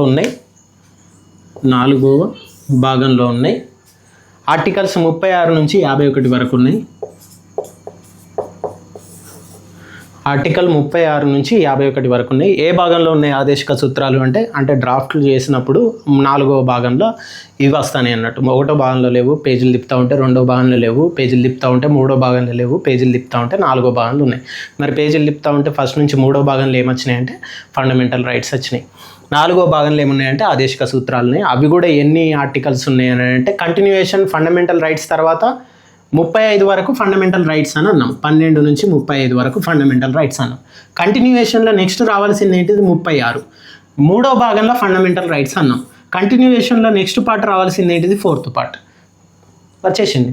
4th పార్ట్ ఆదేశిక సూత్రాలే. ఫండమెంటల్ రైట్స్ తర్వాత ఉన్నాయి ఆదేశిక సూత్రాలే రాజ్యాంగంలో. 4th పార్ట్ అది. థర్డ్ తర్వాత 4th కదా. 35కు ఎండ్ అవుతుందంటే 36 నుంచి మళ్ళీ స్టార్ట్ అయింది ఆదేశిక సూత్రాలు. ఎక్కడి వరకు ఉన్నాయి? 51 వరకు ఉన్నాయి. 51 వరకు ఉన్నాయి. గుర్తుపెట్టుకోండి అని అట్లా గుర్తుపెట్టుకోండి. నెక్స్ట్ మనం వీటిని ఏ రాజ్యాంగం నుంచి గ్రహించినాం? చాలా ఇంపార్టెంట్. ఐర్లాండ్ రాజ్యాంగం నుంచి. ఐర్లాండ్ ఇదివరకు ఫండమెంటల్ రైట్స్ వేటి నుంచి తీసుకున్నాం అని చెప్పిన యుఎస్ నుంచి తీసుకున్నాం. అట్లనే ఆదేశిక సూత్రాలను ఐర్లాండ్ నుంచి. ఫండమెంటల్ రైట్స్ అంటే మీకు అర్థమైపోయింది, ఓ సిటిజన్కు ఉండాల్సిన రైట్స్. మరి ఆదేశిక సూత్రాలు అంటే ఏంటిది? డైరెక్టివ్ ప్రిన్సిపల్స్ అంటే ఏంటిది? ఇది ఏం చెప్తుంది అంటే ప్రభుత్వం ఏం చేయాలనో చెప్తుంది. ఇప్పుడు టు డూ లిస్ట్ అన్నీ పెట్టుకుంటా. రేపు పొద్దున్న లేచుడితోటే 5ంటికే లేవాలి, ఎక్సర్సైజ్ చేయాలి, 6ంటికి టిఫిన్ చేయాలి, 7ంటికి రెడీ కావాలి, 8ంటికి ఆఫీస్కి పోవాలి, మళ్ళీ తర్వాత మధ్యాహ్నం నాకు బ్యాంకు పని ఉన్నది, ఆ పని చూసుకోవాలి లంచ్ బ్రేక్లో, మళ్ళీ 4ంటికి ఇంటికి వచ్చేసేటప్పుడు కూరగాయలు తీసుకురావాలి. ఇది టు డూ లిస్ట్ నేను పెట్టుకున్నా, రేపు ఏం చేయాలనేది. అట్లనే గవర్నమెంట్లో ఏం చేయాలి భవిష్యత్తు కోసం అని పెట్టిందే ఆదేశిక సూత్రాలు. ఈ సూత్రాలను ఫాలో అయ్యి నువ్వు వాటి రూపకంగా విధి విధానాలను అర్థం చేసుకొని నువ్వు చట్టాలు తయారు చేసుకొని అవి అప్లై అయ్యేలా చూడడమే ఆదేశిక సూత్రాలు. ఓకే, అయితే ఇవి ఫండమెంటల్ రైట్స్లో లేవు. ఏవైతే ఫండమెంటల్ రైట్స్లో లేవో వాటిని కంపల్సరీ అని మనం చెప్పలేం. ఇప్పుడు ఆదేశిక సూత్రాల రిలేటెడ్గా కూడా గవర్నమెంట్లు వాటిని అనుసరిస్తే అనుసరించవచ్చు, లేకపోతే లేదు. ఇప్పుడు తెలంగాణ గవర్నమెంట్ కూడా ఈ ఆదేశిక సూత్రాలను రూల్ లాగా తీసుకోవాలి, పర్టికులర్గా ఖచ్చితంగా చేయాలనేది లేదు. అబౌట్ టు డూ లిస్ట్ లాగా మాత్రమే. ఎట్లా అనేది ఇప్పుడు ఎగ్జాంపుల్లో కూడా చూద్దాం మనం. ఇప్పుడు ప్రీవియస్ ఇయర్ బిట్ ఏం అడిగిందంటే ఆదేశిక సూత్రాలను ఏ దేశ రాజ్యాంగం నుంచి గ్రహించిండు? ఐర్లాండ్ అని చెప్పిన నేను. ఒకసారి గూగుల్ మ్యాప్స్లోకి వెళ్ళి ఐర్లాండ్ ఏడుందో చూడండి. 2016లో జరిగినటువంటి TSL PRB ఎగ్జామ్స్లోనే అడగడం జరిగింది. కానిస్టేబుల్ పోలీస్ ఎగ్జామ్స్లోనే అడిగి 2016లో ఐర్లాండ్ నుంచి తీసుకున్నాం ఆదేశిక సూత్రాలు. ఏ దేశం నుంచి తీసుకున్నాం? ఐర్లాండ్. అంటే వాటిని చూసి అబ్బా ఇట్లా గవర్నమెంట్ ఇట్లా చేయాలి అని వాళ్ళు టు డూ లిస్ట్ పెట్టుకున్నారు, మనం కూడా అట్లా దాన్ని ఇంప్లిమెంట్ చేసుకొని మనం కూడా ఫ్యూచర్ కోసం మంచిగా ఇట్లా టు డూ లిస్ట్లో ఒకటి పెట్టుకుంటే బాగుంటుంది, ఐర్లాండ్ ఉండి ఐడియా బాగున్నదని ఐర్లాండ్ నుంచి ఆ పార్ట్ని గుంజుకొని వాన్లాగానే మనం కూడా రాసుకున్నాం. ఆ కాన్సెప్ట్ తీసుకున్నది ఐర్లాండ్ నుంచి ఆదేశిక సూత్రాలు, డైరెక్టివ్ ప్రిన్సిపల్స్. ఓకేనా? ఇందులో నుంచి అడిగిన బిట్ ఇప్పుడే చెప్పిన ఐర్లాండ్ రిలేటెడ్గా ఇదివరకే పోలీస్ జాబ్లో అడిగిల్లు. ఆర్టికల్ 40 గ్రామ పంచాయతీల ఏర్పాటు. ఇంపార్టెంట్ ఆర్టికల్సే చెప్తున్నా, మొత్తం చెప్పట్లే నేను. 36 నుంచి అని స్టార్ట్ చేసి చెప్పట్లే. ఆర్టికల్ 40 మీకు ఎగ్జామ్ పాయింట్ ఆఫ్ వ్యూలో కానిస్టేబుల్ లెవెల్కి ఏవేవైతే ఇంపార్టెంట్ అని నేను అనుకుంటున్నానో అవే చెప్తున్నా. ఫస్ట్ ఇవి నేర్చుకోండి చాలు. ఆర్టికల్ 40 ఏం చెప్తాను? గ్రామ పంచాయతీల ఏర్పాటు. గ్రామ పంచాయతీ ఏర్పాటు. ఇప్పుడు ఆర్టికల్ 40 ప్రకారం గ్రామ పంచాయతీల ఏర్పాటు అనేది మనకు చూపెడతా ఉన్నాయి అన్నట్టు. యాక్చువల్గా పంచాయతీ వ్యవస్థ అనేది ఎప్పటి నుంచో రాజుల కాలం నుంచి ఉన్నది. ఏ రాజుల కాలం నుంచి పంచాయతీ వ్యవస్థ ఉన్నది అనేది గూగుల్ చేసి ఒకసారి కామెంట్లో ఆన్సర్ రాయండి. గ్రామ పంచాయతీల ఏర్పాటు అనేది రాజ్యాంగంలో ఏ ఆర్టికల్లో రాసి ఉన్నది? అది రాసి ఉంటే నువ్వు చేసుకోవడానికి నీకు ఒక విధి విధానాలు అనేటివి ఉంటాయి. ఆర్టికల్ 40 గ్రామ పంచాయతీల ఏర్పాటు గురించి తెలియజేసేటువంటి ఆర్టికల్ ఏంటి అని అడుగుతాడు. 40 గ్రామాల స్థాయి నుంచే కదా పాలిటిక్స్ అయినా లేకపోతే మన వ్యవస్థ సర్దుబాటు అయినా జరిగేది. కాబట్టి చాలా చాలా ఇంపార్టెంట్. కింది స్థాయి నుంచి ఉన్నది కాబట్టి కింది స్థాయి వాళ్ళకి అర్థం కాదు. ఆర్టికల్ 40 గ్రామ పంచాయతీ ఆదేశిక సూత్రాలలో ఉన్నది. గ్రామ పంచాయతీల ఏర్పాటు ఎట్లుంటుంది, ఈ విధి విధానం రిలేటెడ్ ఆర్టికల్ 40 గుర్తుపెట్టుకోండి. నెక్స్ట్ ఆర్టికల్ 44 ఉమ్మడి civil code, uniform civil code. Article 44 రీసెంట్గా జార్ఖండ్ గవర్నమెంట్ అనుకుంటా మన ఏది అస్సాం రిలేటెడ్గా కూడా జరిగినాయి, గుజరాత్లో కూడా జరిగింది. యూనిఫామ్ సివిల్ కోడ్ రిలేటెడ్గానే ఈ పెళ్ళి రిలేటెడ్గా ఒకటి యూనిఫామ్ సివిల్ కోడ్ అప్లై చేసేసి డైవర్స్ మ్యారేజ్ రిలేటెడ్గా అందరికీ సమానంగా ఉండాలి, మతంతో సంబంధం లేకుండా. ఇప్పుడు కమ్యూనిటీల వైజ్గా చూసుకుంటే మనం ముస్లిమ్స్లో తలాక్ ట్రిపుల్ తలాక్ అని అన్నామంటే దాని రిలేటెడ్గా ఒకటి డైవర్స్ అయిపోయినట్టే. క్రిస్టియన్స్కు డైవర్స్ సపరేట్ ఉంటుంది సిస్టమ్, హిందూస్కి సపరేట్ ఉంటుంది, పెళ్లి వ్యవస్థ రిలేటెడ్ రిజిస్ట్రేషన్ సపరేట్ ఉంటాయి. ఇట్లాంటివి అన్నీ ఏం లేకుండా పెళ్లి రిలేటెడ్గా లివ్ ఇన్ రిలేషన్షిప్లో ఉన్న వాళ్ళకు కూడా వర్తించేటట్టుగా కొన్ని స్టేట్ గవర్నమెంట్లు యూనిఫామ్ సివిల్ కోడ్ను అప్లై చేసుకుంటాను. దేన్ని బేస్ చేసుకుని అంటే నా స్టేట్లో ఉన్నోడు ఇప్పుడు ఫర్ ఎగ్జాంపుల్ గుజరాత్లో చూసుకోండి యూనిఫామ్ సివిల్ కోడ్ మ్యారేజ్ రిలేటెడ్గా ఉంది. నా స్టేట్లో ఉన్నోడు వాడు ముస్లిం కావచ్చు, హిందూ కావచ్చు, క్రిస్టియన్ కావచ్చు, అందరూ డైవర్స్ రిలేటెడ్గా ఒకటే హక్కులు చట్ట ప్రకారం. మా మత ప్రకారం మేము చేసుకుంటా అనేది లేదు.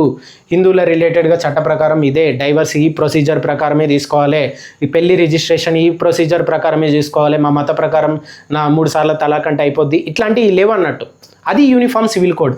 అంటే ఈ ఆర్టికల్ 44 ప్రకారం ఇండియాలో ఉన్న వాళ్ళందరూ కూడా ఆ ఒకే రకమైన చట్ట పరిధిలోకి అన్ని రకాల రిలేటెడ్గా వచ్చేలాగా మీరు ప్రోత్సహించాలి అనేది ఆదేశిక సూత్రాలలో రాజ్యాంగంలో రాసినాం. మరి స్టార్టింగ్ నుంచే డైరెక్ట్ అట్లనే అప్లై చేయొచ్చు కదా సార్ అని అంటే కుదరదు. అప్పుడున్న పరిస్థితులు వేరు, ఇప్పుడున్న పరిస్థితులు వేరు. అప్పుడు మత ఛాందసవాదాలు ఉండొచ్చు, కులం కమ్యూనిటీ రిలేటెడ్ వేరే, ట్రైబ్స్ రిలేటెడ్ ఉండొచ్చు. ఇప్పుడు ట్రైబ్స్కు మళ్ళీ ఇదే ఆర్టికల్ 44 ప్రకారం మ్యారేజ్ రిలేటెడ్ అప్లై చేయలేదు, వాళ్ళకి ఎగ్జంప్షన్ ఇచ్చేసి. వాళ్ళ ట్రైబల్ ఆచారాలు వేరేలా ఉంటాయి, వాళ్ళు బయటికి కూడా చాలామంది రారు, అక్కడే కమ్యూనిటీ వైజ్గా బతుకుతూ ఉంటారు కాబట్టి వాళ్ళకు రుద్దడం అనేది చేయలేదు. ఓకే, ఇట్లా అందరికీ సేమ్ అప్లై చేయాలనేది ఆర్టికల్. యూనిఫామ్ సివిల్ కోడ్ రిలేటెడ్గా తెలిపే ముమ్మడి సివిల్ కోడ్ తెలిపే ఆర్టికల్ ఏంటి? ఆర్టికల్ 44. ఇప్పుడు న్యూస్లో ఉంది కాబట్టి ఆర్టికల్ 44 మీద బిట్ అడిగే ఛాన్స్ ఉంది. యూనిఫామ్ సివిల్ కోడ్ రిలేటెడ్గా రీసెంట్గా 5 రాష్ట్రాల దాకా ఈ మ్యారేజ్ రిలేటెడ్ చేసినాయి కాబట్టి కరెంట్ అఫైర్స్ రిలేటెడ్గా బిట్ ఉంది కాబట్టి ఆర్టికల్ 44 అడగచ్చు, గుర్తుపెట్టుకోండి యూనిఫామ్ సివిల్ కోడ్ రిలేటెడ్ది. అట్లనే ఆర్టికల్ 50 ఏం చెప్తుందంటే న్యాయ వ్యవస్థను కార్యనిర్వాహక వ్యవస్థ నుండి వేరు చేయడం. న్యాయ వ్యవస్థను అంటే కోర్టులు కార్యనిర్వాహక వ్యవస్థ నుంచి వేరు చేయడం. కార్యనిర్వాహక అంటే పనులు చేయడం. ఇప్పుడు గవర్నమెంట్ ఉంది, కార్యనిర్వాహక వ్యవస్థ. కోర్టు ఉంది, కార్యనిర్వాహక వ్యవస్థ కాదు. ఇప్పుడు గవర్నమెంట్ ఏం చేస్తుంది? ఒక చట్టం చేస్తుంది రాజ్యాంగం ప్రకారం బేస్ చేసుకొని, ఆ చట్టాన్ని అప్లై చేసి రూలింగ్ చేస్తూ ఉంటుంది. ఓకే, ఆ చట్ట పరిధిలోనికి కార్యనిర్వాహక పరిధిలోనికి వచ్చేలాగా ఉండకుండా న్యాయ వ్యవస్థకు ఈ కార్యనిర్వాహక పరిధి నుంచి పక్కకు తీసుకొచ్చి, అంటే ఆ చట్టాన్ని అప్లై చేయాల్సింది గవర్నమెంట్ పనులు ఏవైతే ఉన్నాయో కోర్టు అట్లా చేయదు, వాటిని అప్లై అయ్యేలాగా ప్రాపర్గా చేస్తాలా ఆ చట్టం అనేది గవర్నమెంట్ చేసిన చట్టం అనేది రాజ్యాంగ పరిధిలో ఉన్నదా లేదా అనేది చూసి, ఓకే ఏదన్నా కేసు అయినా కూడా ఆ చట్టాలను కొట్టేయడం అట్లాంటిది కోర్టు చేస్తూ ఉంటుంది. అంటే కోర్టు గవర్నమెంట్కు అండర్లో పనిచేయకుండా అది సొంతంగా నిర్ణయాలు తీసుకుంటుంది. అంటే అది కార్యనిర్వాహక పరిధిలో గవర్నమెంట్ అండర్లో లేదు, స్వతంత్రంగా వ్యవహరిస్తుంది కోర్టు. అంటే కార్యనిర్వాహక పరిధిలోకి ఉండకుండా చూసేలా ఆర్టికల్ ఏంటిది అని అంటే ఆదేశిక సూత్రాలల్లో ఆర్టికల్ 50. ఎప్పుడన్నా ఆర్టికల్ 50 ఎప్పుడన్నా గొడవలైనా కూడా, లేకపోతే ఏదైనా చట్టం చేసి కోర్టుకు సంబంధించిన వాటిల్లో జోక్యం చేసుకుంటాను కూడా ఏది గవర్నమెంట్ అనేది, అప్పుడు ఈ ఆర్టికల్ 50 ప్రకారం కార్యనిర్వాహక అండర్లోకి మేము రాము అని కొట్టేసేస్తుంది. కొన్ని సందర్భాలలో అట్లా కూడా చేయొచ్చు కోర్టు. ఓకేనా? ఈ ఆర్టికల్ 50 కూడా ఇంపార్టెంట్. ఇది ఆదేశిక సూత్రాల రిలేటెడ్. నెక్స్ట్ మనం ప్రాథమిక విధులు చూద్దాం. ప్రాథమిక విధులు, ఫండమెంటల్ డ్యూటీస్, పార్ట్ 4A అని అన్నా.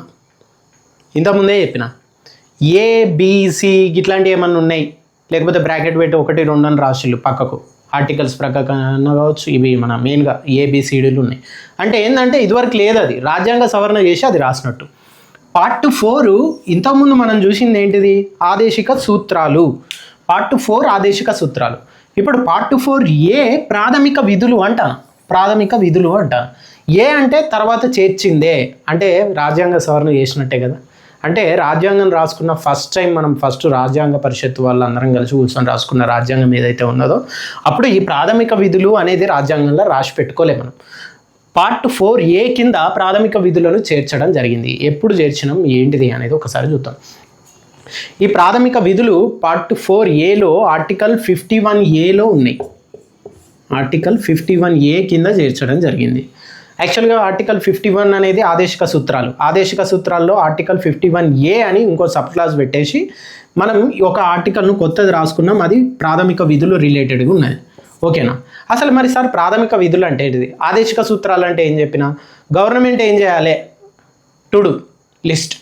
ప్రాథమిక విధులు అంటే ఏంటిది అంటే అసలు నువ్వేం చేయాలి, నువ్వు సిటిజన్ ఉన్నావు, నువ్వేం చేయాలి, దేశం పట్ల నీకు నైతిక బాధ్యత ఏముండాలి, అట్లనే మన పక్క పౌరునితోటి నీ బిహేవియర్, నైతిక విలువ ఎట్లుండాలి, బిహేవియర్ ఎట్లుండాలి అనే పాయింట్ ఆఫ్ వ్యూలో నువ్వెట్లా ఉండాలి, నువ్వేం చేయాలి దేశం కోసం అనేది చెప్పేది ఆర్టికల్ 51Aలో రాసుకున్నాం. అవన్నీ కూడా కొన్ని సబ్ క్లాసులు పెట్టేసుకుంటూ రాసుకున్నాం. అది ప్రాథమిక విధులుగా చేర్చినాం. పార్ట్ 4A ఏంటిది అని అడగచ్చు ఎగ్జామ్లో. ప్రాథమిక విధులు. ప్రాథమిక విధులు అంటే ఏంటిది అని అంటే పౌరుడు చేయాల్సిన నైతిక బాధ్యత ఏంటిది 51A కింద చేర్చడం జరిగింది. ఇప్పుడు ఇది రాజ్యాంగం అమల్లోకి వచ్చినప్పుడు అయితే లేవు. 42వ రాజ్యాంగ సవరణ ద్వారా 1976లో చేర్చినాం. సార్ ఇదివరకే 42వ రాజ్యాంగ సవరణ వచ్చింది కదా సార్ అని అంటే వచ్చింది. ఎక్కడ చెప్పుకున్నాం? ప్రవేశిక రిలేటెడ్గా చెప్పుకున్నాం. అదే రాజ్యాంగ సవరణ చేసేటప్పుడు 42వ రాజ్యాంగ సవరణ ఒక దగ్గర ఒక రాజ్యాంగ సవరణ, ఇంకో దగ్గర ఇంకో రాజ్యాంగ సవరణ చేయాలని రూల్ ఏం లేదు. ఓ సెట్ ఆఫ్ బంచ్గా రాసి పెట్టుకుంటాం. ఈ ప్లేస్లో ఇది సవరణ చేయాలి, ఈ ప్లేస్లో ఇది సవరణ చేయాలి అని ఓ బిల్లు మూవ్ చేస్తూ ఉంటారు రాజ్యాంగ సవరణ రిలేటెడ్గా. అట్లా 42వ రాజ్యాంగ సవరణలో కొన్ని ప్లేసెస్లలో రాజ్యాంగంలో కరెక్షన్స్ జరిగినాయి. అట్లా ప్రవేశికలో ఒకసారి జరిగింది. అట్లనే అదే రాజ్యాంగ సవరణ 42వ రాజ్యాంగ సవరణలో కొన్ని పేజీలు తిప్పేసినాక పార్ట్ 4 దాకా ప్రవేశిక ఫస్టే ఉన్నాయి. పేజీలు తిప్పుకుంటే అధ్యాయం 1, 2, 3 భాగం 4 దాకా వచ్చేసినాక 4A కింద 51 ఆర్టికల్ క్లోజ్ అవుతుంది. 4వ భాగంలో అందులో 51A అని యాడ్ చేసి ప్రాథమిక విధులు అనే కాన్సెప్ట్ తీసుకొచ్చినాం. అది 42వ రాజ్యాంగ సవరణ 1976. మరి 1976 42వ రాజ్యాంగ సవరణ జరిగేటప్పుడు మన PM ఎవరో రాయండి కింద కామెంట్స్లో. ఓకే, అయితే ఇక్కడ మీరు గుర్తుపెట్టుకోవాల్సింది ఏంటంటే ఈ స్వరణ్ సింగ్ కమిటీ సిఫార్సుల ఆధారంగా 10 ప్రాథమిక విధులను చేర్చడం జరిగింది. పేరు చాలా చాలా చాలా ఇంపార్టెంట్.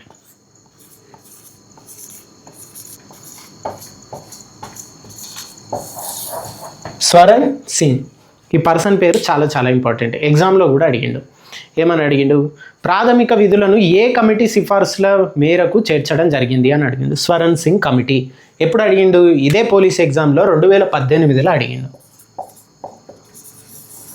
2018లో అడిగిండు. ఇదే పోలీస్ ఎగ్జామ్లో 2018లో అడిగిండు.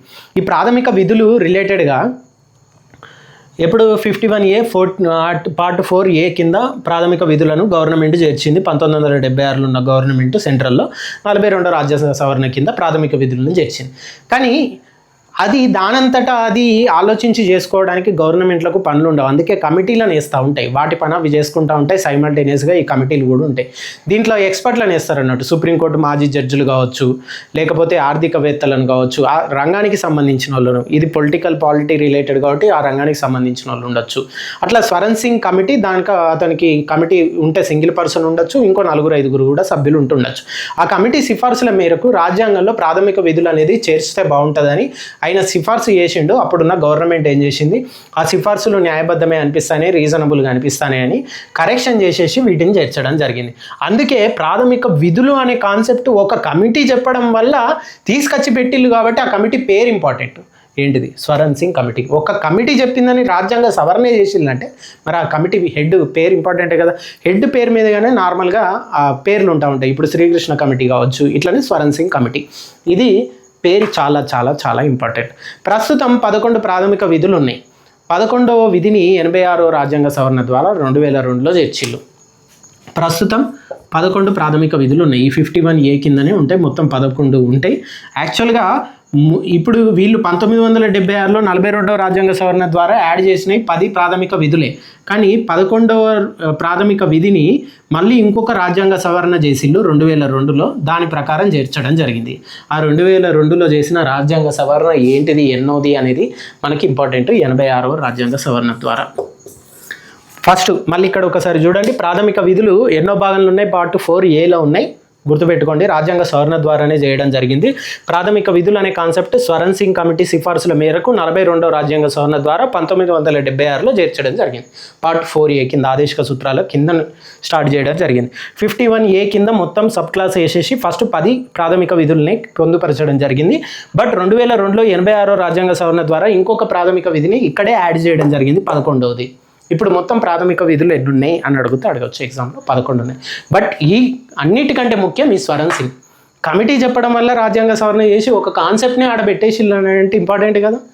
అంటే నువ్వేం చేయాలి అనేది ఒక సిటిజన్కు గైడెన్స్ ఇస్తున్నట్టుగా ప్రాథమిక విధులు ఉంటాయి. అట్లాంటి కమిటీ సిఫార్సు చేసిన హెడ్ ఇంపార్టెంట్గా స్వరణ్ సింగ్ కమిటీ. గుర్తుపెట్టుకోండి. నెక్స్ట్ మనం కేంద్ర రాష్ట్ర ప్రభుత్వాలు అంటే ఎగ్జిక్యూటివ్ లెజిస్లేటివ్ రిలేటెడ్ది, లెజిస్లేచర్ రిలేటెడ్ది టాపిక్ చూద్దాం. నెక్స్ట్ కేంద్ర రాష్ట్ర ప్రభుత్వాలు రిలేటెడ్గా ఫస్ట్ మీరు ఎప్పుడైనా గుర్తుపెట్టుకోండి, ఇండియాను రిప్రజెంట్ చేసేది అఫీషియల్గా చెప్పాలంటే ఫస్ట్ సిటిజన్ ఆఫ్ ఇండియా రాష్ట్రపతి. భారతదేశ ప్రథమ పౌరుడు ఎవరు? రాష్ట్రపతి. అట్లనే స్టేట్ వైజ్కి వస్తే గవర్నర్ కిందికి వస్తుంది. అయితే ప్రభుత్వాలు అనేవి పార్లమెంట్లో కావచ్చు, అసెంబ్లీలో కావచ్చు, రాజ్యాంగాన్ని వాడుకొని ఆ నియమావళిని చూసుకొని రూల్స్ అండ్ రెగ్యులేషన్స్కు కట్టుబడి ఒక చట్టం చేస్తాయి. చట్టసభలల్లో అసెంబ్లీలో కావచ్చు, పార్లమెంట్లో కావచ్చు. అంటే పార్లమెంట్ అంటే అందులో 3 వస్తాయి. ఇది కూడా చాలాసార్లు అడిగిలు. అంటే అసెంబ్లీలో లేదా లోక్సభ, రాజ్యసభలో ఒక చట్టం చేస్తారు. చట్టం చేయాలంటే అది ప్రవేశపెట్టినప్పుడు బిల్లు అని అంటారు. ప్రవేశపెట్టిన తర్వాత బిల్లు పాస్ అయ్యి 2 సభలల్లో లేకపోతే కొన్ని బిల్లులు ఒకటే సభలో కూడా పాస్ అవుతాయి. రాష్ట్రపతి దగ్గరికి, సెంట్రల్లో అయితే రాష్ట్రపతి దగ్గరికి వెళ్తాయి. వెళ్ళిన తర్వాత రాష్ట్రపతి పెన్ను తీసి సంతకం పెడితే అది చట్టం అవుతుంది. స్టేట్లో అయితే స్టేట్ గవర్నమెంట్లో అసెంబ్లీలో ఒక బిల్లు పాస్ చేస్తే ఆ బిల్లు తీసుకొని గవర్నర్ చెక్ చేసుకొని ఆయన సంతకం పెట్టిండంటే అది చట్టం అవుతుంది. ఆయన సంతకం పెట్టినంత వరకు ఏది చట్టం కాదు, బిల్లుగానే ఉండిపోతుంది. గుర్తుపెట్టుకోండి. అంత ఇంపార్టెన్స్ వాళ్ళ సంతకానికి ఇంపార్టెన్స్.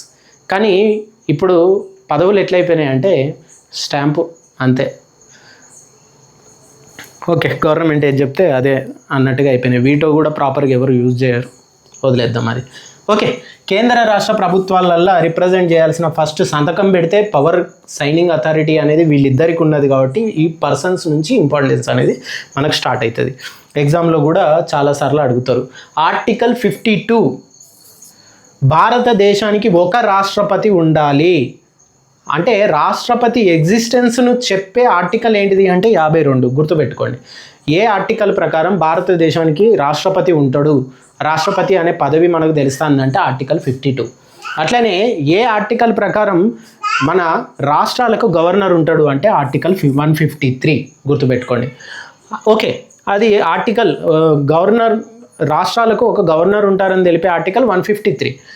దేశానికి ఒక రాష్ట్రపతి ఉంటాడని తెలిపే ఆర్టికల్ 52. వాళ్ళ ఎగ్జిస్టెన్స్ని తెలిపే ఆర్టికల్స్ అవి. వీళ్లకు రాష్ట్రపతి పదవికి పోటీ చేయడానికి ఉండాల్సిన కనీస వయసు ఎంత అంటే 35 సంవత్సరాలు. గుర్తుపెట్టుకోండి, చాలా ఇంపార్టెంట్. అట్లనే గవర్నర్ పదవికి పోటీ చేయాలన్నా కూడా ఇద్దరి వయసు సేమ్, 35 సంవత్సరాలు నాకు వచ్చేసినాయి అంటే నేను రాష్ట్రపతి పదవికి పోటీ చేయొచ్చు. కానీ అంత ఈజీ అయితే కాదు ప్రొసీజర్ అంతా. ఓకే, ఎలక్టోరల్ ఓటింగ్ ద్వారా నైష్పత్తిక ప్రాతినిధ్య పద్ధతిలో ఎన్నికల గణన జరుగుతుంది. అంటే ఎమ్మెల్యేలు ఎంతమంది ఉన్నారు దాని రూల్ ప్రకారం ఒక పెద్ద ఫార్ములా ఉంటుంది, దాంట్లో ఇంక్లూడ్ చేసేసి ఒక్కో ఎమ్మెల్యేకు ఓటు హక్కుకు వాల్యూ ఎంత అనేది దాన్ని ఓటింగ్ ద్వారా కన్సిడరేషన్ చేసి ఒక పెద్ద ప్రొసీజర్ ఉంటుంది. అదే ఎలక్టోరల్ కాలేజ్ అని అంటారు. వాళ్ళు ప్రొసీజర్ అంతా ఫాలో అయిపోయి ఎన్నుకుంటే తప్ప రాష్ట్రపతి ఎన్నిక కాదు. మరి గవర్నర్ ఎన్నిక ఎట్లా జరుగుతుంది? డాష్ ఎందుకు పెట్టినా అంటే గవర్నర్కి ఏం లేదు. సెంట్రల్ గవర్నమెంట్లో ఉన్న రాష్ట్రపతి ఎవరినో ఒకరిని తీసుకొచ్చి గవర్నర్ సీట్లో కూర్చోబెడతాడు. నా ఇష్టం, నేను రాష్ట్రపతి అయితే నా ఇష్టం, నేను ఎవరినో ఒకరిని తీసుకొచ్చి గవర్నర్ సీట్లో కూర్చోబెడతాను, నా ఇష్టం. దానికి ప్రొసీజర్ ఏం లేదు. ఆర్టికల్ కూడా ఈ చెప్పేది ఏంటిది అని అంటే రాజ్యాంగంలో ఉన్నాయి ఆర్టికల్ ఎందుకు మెన్షన్ చేయలేదంటే అన్నిటికీ అనవసరం. మనకి ఈ లెవెల్ వరకు, కానిస్టేబుల్ లెవెల్ వరకు అన్నిటికీ అనవసరం. గవర్నరు ఇది ఎగ్జామ్లో కూడా అడిగిల్లు, ఏమని అడిగిల్లు అని అంటే రాష్ట్రపతి ద్వారా నియమించబడతాడు గవర్నర్ ఎవరి ద్వారా నియమించబడతాడు అని క్వశ్చన్ అడిగింది. సుప్రీంకోర్టు జడ్జు, రాష్ట్రపతి, ఇట్లా మా స్టేట్ సీఎం లేకపోతే పిఎం అని ఇస్తాడు. రాష్ట్రపతి ఆయన రిప్రజెంటేటివ్ను ఒకరిని గవర్నర్ను కింద పెడతాడు అని అర్థం. మెయిన్ రూలింగ్ ఆయన చూస్తాడు. ప్రతి రాష్ట్రంలో ఒక్క గవర్నర్ను పడేసిండు. ఇది క్వశ్చన్ అడిగిళ్ళు. రాష్ట్రపతి గవర్నర్ని ఎవరు నియమిస్తారు అనేది 2016లో పోలీస్ ఎగ్జామ్స్లోనే అడిగిళ్ళు. 2016లో టీఎస్ఎల్ పిఆర్బిలోనే క్వశ్చన్ అడిగిళ్ళు. ఇట్లాంటివి సింపుల్గా ఉంటాయి, పెద్ద లాజికల్గా ఉండేవి ఏముండవు.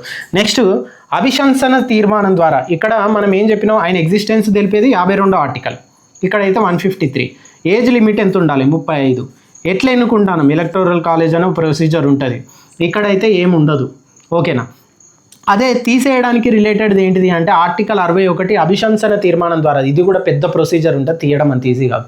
ముందు చట్టసభలల్లో ఒక నోట్ రాసుకొని 1/4 మెజారిటీ తోటి సంతకాలు చేసి ఒక పేపర్ మీద మళ్ళీ రాష్ట్రపతికి పంపాలి, ఆయనకే పంపాలి నేను తీసేస్తాను అని.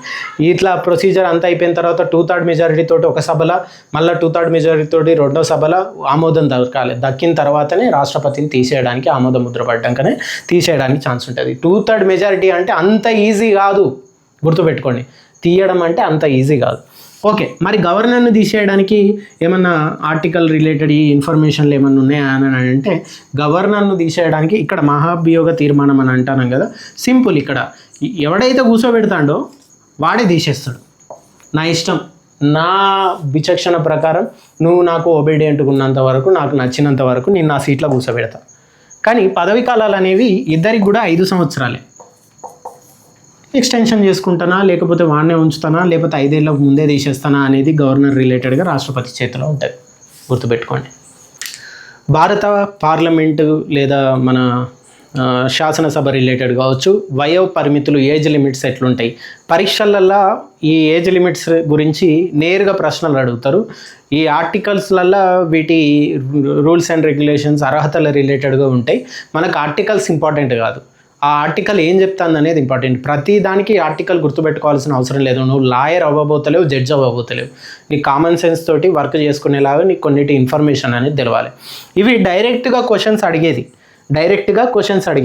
ఫర్ ఎగ్జాంపుల్ ఎట్లా అడుగుతారని అంటే పంచాయతీ లేదా మున్సిపల్ ఎలక్షన్స్లలో అభ్యర్థిగా నువ్వు పోటీ చేయాలని అంటే నీ ఏజ్ లిమిట్ ఎంత అని అడుగుతాడు. 21 సంవత్సరాలు అంతే. అది గుర్తుపెట్టుకో చాలు. నెక్స్ట్ లోక్సభ, శాసనసభకు నువ్వు పోటీ చేయాలని అంటే ఎమ్మెల్యేగానో లేకపోతే ఎంపీగానో నార్మల్గా పోటీ చేయాలి అని అంటే నీ ఏజ్ లిమిట్ ఎంత ఉండాలి అని అడుగుతాడు. అప్పుడు లోక్సభ, మళ్ళీ గుర్తుపెట్టుకోండి, ఇక్కడ లోక్సభకు నువ్వు డైరెక్ట్గా పోటీ చేస్తున్నా లేదా శాసనసభకు నువ్వు డైరెక్ట్గా పోటీ చేస్తున్నా, ఎమ్మెల్యే క్యాండిడేట్గా నువ్వు పోటీ చేయాలంటే నీ అర్హత 25 ఏళ్ళు ఉండాలి. ఇప్పుడు వీడియో చూసుకోవడానికి ఎవరికన్నా 26 ఏళ్ళు ఉన్నాయని అంటే నెక్స్ట్ ఎమ్మెల్యే ఎలక్షన్స్ ఏమన్నా అయితే నువ్వు పత్రం తీసుకుపోయి నేను ఇట్లా పోటీ చేస్తాను స్వతంత్ర అభ్యర్థిగా అని చెప్పొచ్చు. అదే నీకు 24 ఏళ్ళే ఉన్నాయి, నేను ఎమ్మెల్యే అవుతా అని నువ్వు నోట్ తీసుకుపోయి ఇచ్చేసినావు అంటే ఎలక్షన్ అధికారికి, బాబు నీకు 25 ఏళ్ళు రాలేదు, నీకు 24 ఏళ్ళే ఉన్నాయి, నీ క్యాండిడేచర్ అనేది మేము కన్సిడర్ చేయలేము, నెక్స్ట్ ఇయర్ రాపో నువ్వు ఎమ్మెల్యేగా పోటీ చేసుకుందు స్వతంత్ర అభ్యర్థిగా అని అంటాడు. అంటే నువ్వు పోటీ చేయాలంటే మినిమం అర్హత నీకు 25 ఏళ్ళు ఉండాలి age limit. Panchayat, municipal elections అయితే 21 ఏళ్ళు ఉంటే చాలు కింది స్థాయి వాటికి. నెక్స్ట్ ఒక నువ్వు ఏరియాను రిప్రజెంట్ చేసేసుకుంటా నియోజకవర్గం రిలేటెడ్గాను లేకపోతే లోక్సభ క్యాండిడేట్గాను నువ్వు పోటీ చేయాలంటే 25 సంవత్సరాలు ఉండాలి. ఇది చాలా చాలా ఇంపార్టెంట్. ఎందుకు అని అంటే ఇదివరకు కూడా ప్రీవియస్గా చాలా ఎగ్జామ్స్లో అడిగిళ్ళు. మేము పోలీస్ రిలేటెడ్ కాబట్టి ఇప్పుడు పోలీస్ రిలేటెడ్ చెప్తున్నా. 2018 కండక్ట్ చేసిన పోలీస్ ఎగ్జామ్స్లో కూడా ఈ బిట్టును అడగడం జరిగింది. లోక్సభ లేదా శాసనసభ ఎమ్మెల్యేగా క్యాండిడేట్ పోటీ చేయాలంటే మినిమం ఏజ్ ఎంత ఉండాలి? 25 సంవత్సరాలు. అట్లనే రాజ్యసభకు లేదా శాసన మండలికి ఎమ్మెల్సీకి పోటీ చేయాలి అని అంటే ఎంత ఏజ్ ఉండాలి? 30 ఏళ్ళు ఉండాలి. దీన్నే శాశ్వత సభ అని కూడా అంటాం మనం, అది మీ అందరికీ తెలిసే ఉంటుంది. అట్లనే రాష్ట్రపతికి, ఉపరాష్ట్రపతికి లేదా గవర్నర్కు మినిమం ఏజ్ లిమిట్ ఎంత ఉండాలి అంటే 35 ఉండాలి. గుర్తుపెట్టుకోండి, సీక్వెన్స్ అనేది మారుతుంది, కింది స్థాయి నుంచి మారుతుంది. ఫస్ట్ లోకల్ బాడీ రిలేటెడ్గా చూసుకుంటే 21 సంవత్సరాలు ఉంటే చాలు. ఒక నియోజకవర్గం రిలేటెడ్గా నువ్వు రిప్రజెంట్ చేస్తానంటే ఏజ్ లిమిట్ 25 అయింది. అట్లనే నువ్వు శాశ్వత సభ లేకపోతే అంటే చదువుకున్న మేధావులు రిలేటెడ్గా ఉండేటువంటి సభల రిలేటెడ్ రాజ్యసభ, శాసన మండలి ఇట్లాంటివన్నీ కూడా వాటికి వచ్చే వరకు 5 ఏళ్ళు పెంచేసి 35 ఏళ్ళు చేసేసిండు, 30 ఏళ్ళు చేసేసిండు 25 నుంచి. అట్లనే రాష్ట్రపతి, గవర్నర్లు అని అంటే ఒక స్టేట్ను, ఒక దేశాన్ని రిప్రజెంట్ చేసేటి కాబట్టి వాటికి ఏజ్ లిమిట్ ఇంకో అర్హత 5 ఏళ్ళు పెంచిండు అన్నట్టు. అదంతా జ్ఞానం అన్నట్టు, ఏజ్తో పాటు పెరిగేది అవగాహన కాబట్టి అట్లా పెంచేసుకుంటే వెళ్ళిపోయాలి అన్నట్టు. అంటే పరిధి కూడా పెరుగుతుంది. మున్సిపల్ పరిధి వేరు, మనకు శాసన మండలి పరిధి వేరు కదా, రాష్ట్ర ఎమ్మెల్యే పరిధులు వేరు కదా. అట్లనే ఇంకొకటి ఇట్లా ఈ ఏజ్ లిమిట్లు అనేవి చాలా ఇంపార్టెంట్, గుర్తుపెట్టుకోండి. అట్లనే ఓటు హక్కు రిలేటెడ్గా మినిమం ఏజ్ ఎంత అంటే 18. చాలాసార్లు ఎగ్జామ్లో అడిగిళ్ళు. ఏమని అడిగిళ్ళు అంటే ఏ రాజ్యాంగ సవరణ ద్వారా 21 సంవత్సరాల ఏజ్ లిమిట్ను తగ్గించేసి 18 ఏళ్లకు ఓటు హక్కుగా కన్సిడరేషన్ చేయడం జరిగింది అని అడిగిళ్ళు. ఎన్నో రాజ్యాంగ సవరణ అంటే సార్ 61వ రాజ్యాంగ సవరణ. Very very important, very very important. ఏ ఇయర్లో చేసిళ్ళు అంటే 1988 టైంలో రాజ్యాంగ సవరణ, 61వ రాజ్యాంగ సవరణ. రాజ్యాంగ సవరణలు వస్తానే 42, 44 అట్లా. ఇప్పుడు 61వ రాజ్యాంగ సవరణ ద్వారా 1988లో చేసిన 61వ, ఎవరు గవర్నర్ అప్పుడు పిఎం ఎవరు ఉన్నారు అనేది కూడా ఒకసారి ఎగ్జామ్లో అడిగిళ్ళు, కామెంట్ చేయండి. 1988లో 61వ రాజ్యాంగ సవరణ ద్వారా 21 సంవత్సరాలు వస్తే నువ్వు ఓటేయచ్చు. కానీ దీన్ని కుదించేసి ముందుగానే వానికి జ్ఞానం వచ్చేస్తుంది, 18 ఏళ్ళకు కూడా వాడు ఓటు వేసేంత నాలెడ్జ్ వానికి ఉందని 18 ఏళ్లకు తగ్గించేసిన రాజ్యాంగ సవరణ ఏంటిది అని అంటే 61వ రాజ్యాంగ సవరణ. అప్పుడున్న ప్రధాని ఎవరు అనేది మీరు కామెంట్లో ఆన్సర్ రాయండి. అంటే ఇప్పుడు ఏజ్ మనం ఎంత వస్తే ఓటు హక్కుకు అర్హులం అంటే 18 ఏళ్ళు వస్తే ఓటు హక్కుకు అర్హులం, గుర్తుపెట్టుకోండి. ఇవి డైరెక్ట్గా క్వశ్చన్స్ అడిగే ఏరియా. ఏజ్ లిమిట్లు అనేవి చాలా ఇంపార్టెంట్. ఓకే, ఏమన్నా ఆర్టికల్స్ డైరెక్ట్గా అడుగుతారు అని అంటే ఈ 3 ఆర్టికల్స్ కూడా ఇంపార్టెంటే. ఇవి అత్యవసర పరిస్థితుల రిలేటెడ్, ఎమర్జెన్సీ ప్రొవిజన్స్ రిలేటెడ్ తెలియజేసేటి. Article 352, article 356 and article 360. జాతీయ అత్యవసర పరిస్థితి, నేషనల్ ఎమర్జెన్సీని తెలియజేసేటువంటి ఆర్టికల్ ఏమిటి? నేషనల్ ఎమర్జెన్సీని తెలియజేసేటువంటి ఆర్టికల్ ఏంటి? జాతీయ అత్యవసర పరిస్థితికి సంబంధించిన ఆర్టికల్ ఏంటి? ఆర్టికల్ 352. చాలాసార్లు ఎగ్జామ్స్లో అడిగిళ్ళు, గుర్తుపెట్టుకోండి ఈ ఆర్టికల్ నెంబర్. అట్లనే రాష్ట్రపతి పాలన, ప్రెసిడెంట్ రూల్ రిలేటెడ్ది తెలిపేది ఏంటి? రాష్ట్రపతి పాలన, ప్రెసిడెంట్ రూల్ తెలిపేటువంటిది ఏంటి అని అడుగుతాడు. అది 356. ఏదన్నా ఆర్టికల్ సెంట్రల్ గవర్నమెంట్ మిస్యూజ్ చేయగలదు, చేస్తుంది అని అంటే ఎప్పటి నుంచో వస్తున్నాయి ఈ ముచ్చట్లన్నీ కూడా. 356.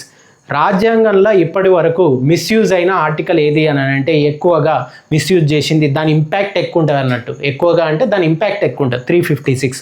ఆర్టికల్ 356 ప్రకారం రాష్ట్రపతి పాలన చేయొచ్చు అన్నట్టు, పెట్టచ్చు. అంటే ఇప్పుడు ఫర్ ఎగ్జాంపుల్ తెలంగాణలో కాంగ్రెస్ గవర్నమెంట్ రేవంత్ రెడ్డి ఉన్నది.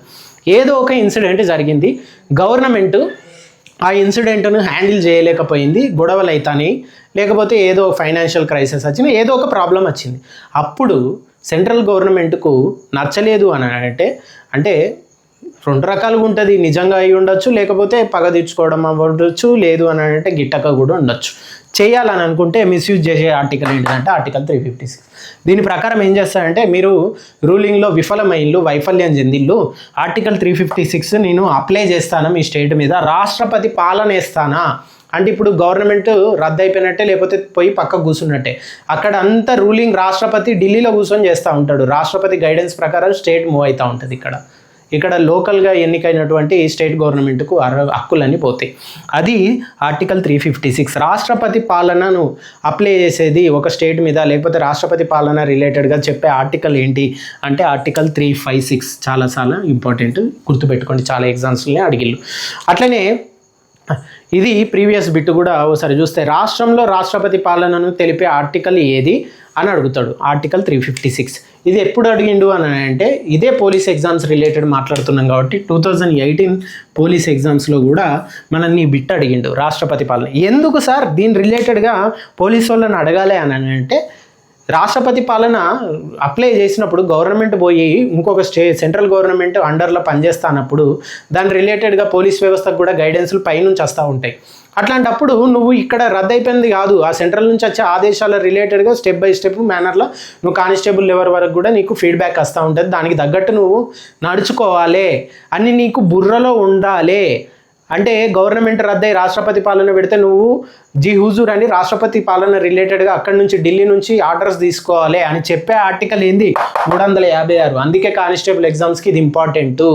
అట్లనే ఫండమెంటల్ రైట్స్ కూడా ఇంపార్టెంటే, సిటిజన్స్ రిలేటెడ్వి. ఎందుకంటే వాటి రిలేటెడ్గా వాటి జోలికి నువ్వు పోలీసు అని అయినా కూడా ముట్టుకున్నావు అంటే ప్రాబ్లం అయింది. వేరే సిటిజన్ రిలేటెడ్గా వానికి ఏమైనా ప్రాబ్లం అయితే ఫండమెంటల్ రైట్స్ రిలేటెడ్గా నువ్వు వాటికి ఇంపార్టెన్స్ ఇవ్వాలి, తెలవాలి. కాబట్టి ఫండమెంటల్ రైట్స్ రిలేటెడ్ కూడా క్వశ్చన్ అడుగుతాడు కానిస్టేబుల్ అయినా ఎస్ఐ అయినా, గుర్తుపెట్టుకోండి. మూడోది ఆర్టికల్ 360. ఇదేం చెప్తుంది అని అంటే ఆర్థిక అత్యవసర పరిస్థితి అంటే ఫైనాన్షియల్ గుర్తుపెట్టుకోండి, ఫైనాన్షియల్ ఎమర్జెన్సీ, ఆర్థిక అత్యవసర పరిస్థితిని ఎమర్జెన్సీని తెలిపేటువంటి ఆర్టికల్ ఏంటి అంటే దేశం మీద ఆర్టికల్ 360 అప్లై చేసినామంటే ఆర్థిక ఎమర్జెన్సీ వచ్చేసింది అని అర్థం. దాని రిలేటెడ్గా స్టేట్ గవర్నమెంట్ రిలేటెడ్ కాకుండా సెంట్రల్ నుంచి ఆర్డర్స్ తీసుకోవాల్సిన సిచ్యువేషన్స్ వస్తాయి అన్నట్టు. ఎమర్జెన్సీని ఇంప్లిమెంట్ ఇందిరాగాంధీ కూడా చేసిళ్ళు, నేషనల్ ఎమర్జెన్సీ. ఆ తల్లి ఏం యూజ్ చేసిందంటే ఆర్టికల్ 352ను యూజ్ చేసేసి. ఎంత గడబడైంది అప్పుడు ఎమర్జెన్సీలు, ఎంత చుక్కలు చూపెట్టిల్లు. ఐరన్ లేడీ అని ఉత్తగానే అనరు, అని ఎంత డైరెక్షన్లో ఆమె డెసిషన్ తీసేసుకున్నది. దానికి సంబంధించిన చాట భారతం అంతా పెద్దగా ఉన్నది, అదంతా అవసరం లేదు, మిస్యూజ్ చేసింది అన్నట్టు కొన్నిసార్లు. బట్ ఇక్కడ క్వశ్చన్ ఏమడిగిందంటే ప్రీవియస్ 2022లో జరిగినటువంటి పోలీస్ ఎగ్జామ్లో ఈ ఫైనాన్షియల్ ఎమర్జెన్సీ రిలేటెడ్గా అడిగిండు. కాకపోతే ఏమని అడిగిండు అని అంటే ఆర్థిక అత్యవసర పరిస్థితిని తెలిపే ఆర్టికల్ ఏది అని అడిగిండు 360. బట్ ఇంకొక ఎగ్జామ్లో ఏమడిగిండంటే ఇప్పటి వరకు ఆర్థిక అత్యవసర పరిస్థితి ఫైనాన్షియల్ ఎమర్జెన్సీ ఇండియాలో ఎన్నిసార్లు అప్లై అయిందని అడిగాడు. ఇప్పటి వరకు 0, ఒక్కసారి కూడా ఈ ఎమర్జెన్సీ అప్లై చేయలేదు మనం, గుర్తుపెట్టుకోండి. ఆర్థిక అత్యవసర పరిస్థితి వీటి రిలేటెడ్గా చెప్పిన ఫస్ట్ ఎగ్జాంపుల్ ఇందిరాగాంధీదే చెప్పిన. రెండోది రాష్ట్రపతి పాలన రిలేటెడ్గా చరిత్రలో చాలాసార్లు రకరకాల స్టేట్స్ మీద అయినాయి. మూడోది ఫైనాన్షియల్ ఎమర్జెన్సీ మాత్రం ఇప్పటివరకు ఇండియాలో జరగలేదు, గుర్తుపెట్టుకోండి. జరగలేదు కాబట్టి ఈ బిట్ కూడా ఇంపార్టెంట్. ఫైనాన్షియల్ ఎమర్జెన్సీని తెలిపేది ఏంటిది 2022లో కూడా అడిగిండు 360, 2018 తర్వాత 22లో జరిగిన ఎగ్జామ్స్లో కూడా అడిగిండు. అంటే ఈసారి రాబోయే పోలీస్ ఎగ్జామ్స్లో ఈ మూడిటి నుంచి ఏదో ఒక క్వశ్చన్ ఖచ్చితంగా ఇస్తాడని నేను గెస్ చేస్తాను. 352 నేషనల్ ఎమర్జెన్సీ, 356 రాష్ట్రపతి పాలన రిలేటెడ్, ఫైనాన్షియల్ ఎమర్జెన్సీ 360, అన్నీ కూడా 300 మీదనే ఉన్నాయి. ఫస్ట్ పాయింట్ మీరు గుర్తుపెట్టుకోవాల్సింది 300 మీదనే ఉన్నాయి. తర్వాత 52 ఒకటి ఉన్నది, 56 ఒకటి ఉన్నది, 50 లోపు 2 ఉన్నాయి, 50 తర్వాత వచ్చే 60 ఒకటి ఉన్నది. అట్లా గుర్తుపెట్టుకోండి. ఓకే, పార్ట్ 4లో మనం చూస్తే ఎక్కువ రిపీటెడ్గా కానిస్టేబుల్ ఎగ్జామ్స్లో లేకపోతే ఎస్ఐ ఎగ్జామ్స్లో అడిగేటువంటి బిట్లు ఏంటి అని అంటే ఈ స్థానిక ప్రభుత్వాల రిలేటెడ్గా 73, 74, 74 రాజ్యాంగ సవరణలు వీటి రిలేటెడ్గా ఎక్కువ బిట్లు రిపీటెడ్గా అడుగుతూ ఉంటాడు పోలీస్ ఎగ్జామ్స్లో. అట్లనే స్టేట్ గవర్నమెంట్ రిలేటెడ్గా ఏ ఎగ్జామ్స్లో అయినా కూడా రిపీటెడ్గా అడిగే ఛాన్సులు ఇక్కడనే ఉన్నాయి. సెల్ఫ్ బాడీస్ రిలేటెడ్గా సెల్ఫ్ గవర్నమెంట్ రిలేటెడ్ది కాబట్టి, లోకల్ సెల్ఫ్ గవర్నమెంట్ కాబట్టి ఖచ్చితంగా అడుగుతారు. ఇది 73వ రాజ్యాంగ సవరణ. ఫస్ట్ చూద్దాం. 73వ రాజ్యాంగ సవరణ ఇది దేనికి సంబంధించింది అని అంటే 1992 73వ రాజ్యాంగ సవరణ చట్టం 1992 ప్రకారంది రాజ్యాంగ సవరణ చట్టం. దీని ప్రకారం మనం చూస్తే గ్రామీణ స్థానిక ప్రభుత్వాలు పంచాయతీ రాజ్ రిలేటెడ్ది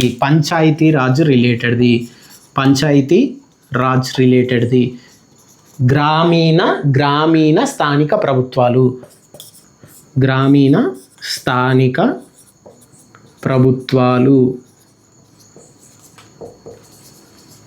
గ్రామీణ స్థానిక ప్రభుత్వాలు, గ్రామ స్థాయి నుంచి ప్రభుత్వం రూలింగ్ ఎట్లుంటుంది, సర్పంచ్ ఎన్నికలు కావచ్చు, మండల్ లెవెల్ కావచ్చు, తర్వాత డిస్టిక్ లెవెల్ దాకా ఎట్లా గుంజుతుంది అనేది వీటి రిలేటెడ్గా మనకు 73, 74 రాజ్యాంగ సవరణల ద్వారా చేర్చడం జరిగింది. అందుకే ఈ 2 సవరణలు చాలా చాలా ఇంపార్టెంట్. 1992లో 73వ రాజ్యాంగ సవరణ ఇది ఏం చెప్తుంది, ఇది ఏమైంది అని అంటే 73వ రాజ్యాంగ సవరణ 1992 ప్రకారం పార్ట్ 9 భాగం 9 మరియు 11వ షెడ్యూల్ 29 విధులను చేర్చడం జరిగింది.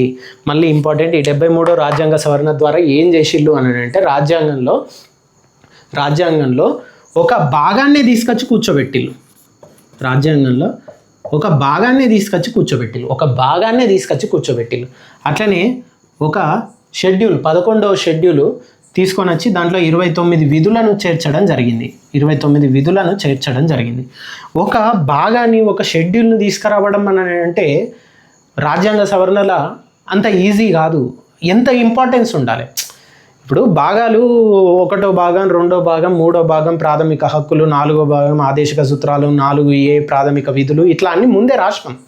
ఏదో ఒక ఆర్టికల్ తీసి ఇంకొకడ పెడతాను, లేకపోతే ఆ ఆర్టికల్ ఓ భాగం కింద అడిషనల్గా ఏ అని పెట్టేసి ఇంకో ప్రాథమిక విధులని ఇట్లా ఒక భాగాన్ని యాడ్ చేసినాం. అట్లాంటిది ఒక భాగమే తీసుకొచ్చి పార్ట్ 9 అని 11వ షెడ్యూల్ అని చేర్చడం అని అంటే దానికి ఎంత ఇంపార్టెన్స్ ఉండాలి గవర్నమెంట్లా సెల్ఫ్ రూలింగ్ రిలేటెడ్గా. అందుకే ఈ 73, 74 రిలేటెడ్ రాజ్యాంగ సవరణలు అనేవి చాలా ఇంపార్టెంట్. ఏ రాజ్యాంగ సవరణ ద్వారా పార్ట్ 9, ఈ 11వ షెడ్యూలు వీటి రిలేటెడ్గా వచ్చినాయంటే 73వ రాజ్యాంగ సవరణ. అయితే అమలు తేదీ కూడా ఇంపార్టెంటే. ఈ 73వ రాజ్యాంగ సవరణకు సంబంధించింది ఏప్రిల్ 24, 1993. నేను 1993లోనే పుట్టిన, కాకపోతే ఫిబ్రవరి 20 నాది. Okay, April 24, 1993. అందుకే మనం ఏప్రిల్ 24ను జాతీయ పంచాయతీరాజ్ దినోత్సవంగా జరుపుకుంటాం. జాతీయ పంచాయతీరాజ్ దినోత్సవం చాలాసార్లు ఎగ్జామ్లో ఈ బిట్టు కూడా అడిగిండు. జాతీయ పంచాయతీరాజ్ దినోత్సవం ఏ రోజున జరుపుకుంటాం? ఏప్రిల్ 24న జరుపుకుంటాం. ఎందుకు అంటే అమలు తేదీ అనేది ఈ చట్టం, రాజ్యాంగ సవరణ చట్టం చేసుకున్నా కూడా 1993 ఏప్రిల్ 24 నుంచి దీన్ని అమలు చేస్తున్నాం కాబట్టి దాన్ని జాతీయ పంచాయతీరాజ్ దినోత్సవంగా జరుపుకుంటాను. అట్లనే అమలు తేదీ అక్కడ కూడా చూసి రిపబ్లిక్ డేగా చేసుకున్నది కూడా మనం గుర్తుపెట్టుకోవాలి. ఓకే, అట్లనే ఏప్రిల్ 24, 1993లో అమలు తేదీ వచ్చేసింది కాబట్టి జాతీయ పంచాయతీరాజ్ దినోత్సవం, పంచాయతీ రిలేటెడ్ అంచెల వ్యవస్థ కాబట్టి ఈ 73వ రాజ్యాంగ సవరణ ఏప్రిల్ 24 గుర్తుపెట్టుకోండి. డేట్ కూడా చాలా చాలా ఇంపార్టెంట్. ఈ 3 అంచెల పంచాయతీరాజ్ వ్యవస్థను అంటే గ్రామం నుంచి రిప్రజెంట్ చేస్తూ మండలాలను రిప్రజెంట్ చేస్తూ జిల్లా, ఇట్లా 3 అంచెల పంచాయతీరాజ్ వ్యవస్థను సిఫార్సు చేసిన కమిటీ ఏంటిది? ఆ సిఫార్సుల మేరకే ఈ 73వ రాజ్యాంగ సవరణలు ఇవన్నీ జరిగినాయి. కాబట్టి అంటే ఎవడి సిఫార్సు వల్ల ఈ 73వ రాజ్యాంగ సవరణ రిలేటెడ్గా 3 అంచెల పంచాయతీరాజ్ వ్యవస్థను మనం అమలు చేస్తామని అంటే బల్వంత్ రాయ్ మెహతా కమిటీ 1957 ఆ టైంలో రిలేటెడ్ అనుకుంటా. Balwant Rai Mehta committee, date important కాదు. బల్వంత్ రాయ్ మెహతా 3 అంచెల పంచాయతీ రాజ్ వ్యవస్థ. 3 అంచెలు అంటే ఏంటి? గ్రామం, మండలం, జిల్లా, ఇట్లా 3 అంచెల పంచాయతీరాజ్ వ్యవస్థను చెప్పింది ఎవరంటే బల్వంత్ రాయ్ మెహతా కమిటీ. చాలా చాలా ఇంపార్టెంట్.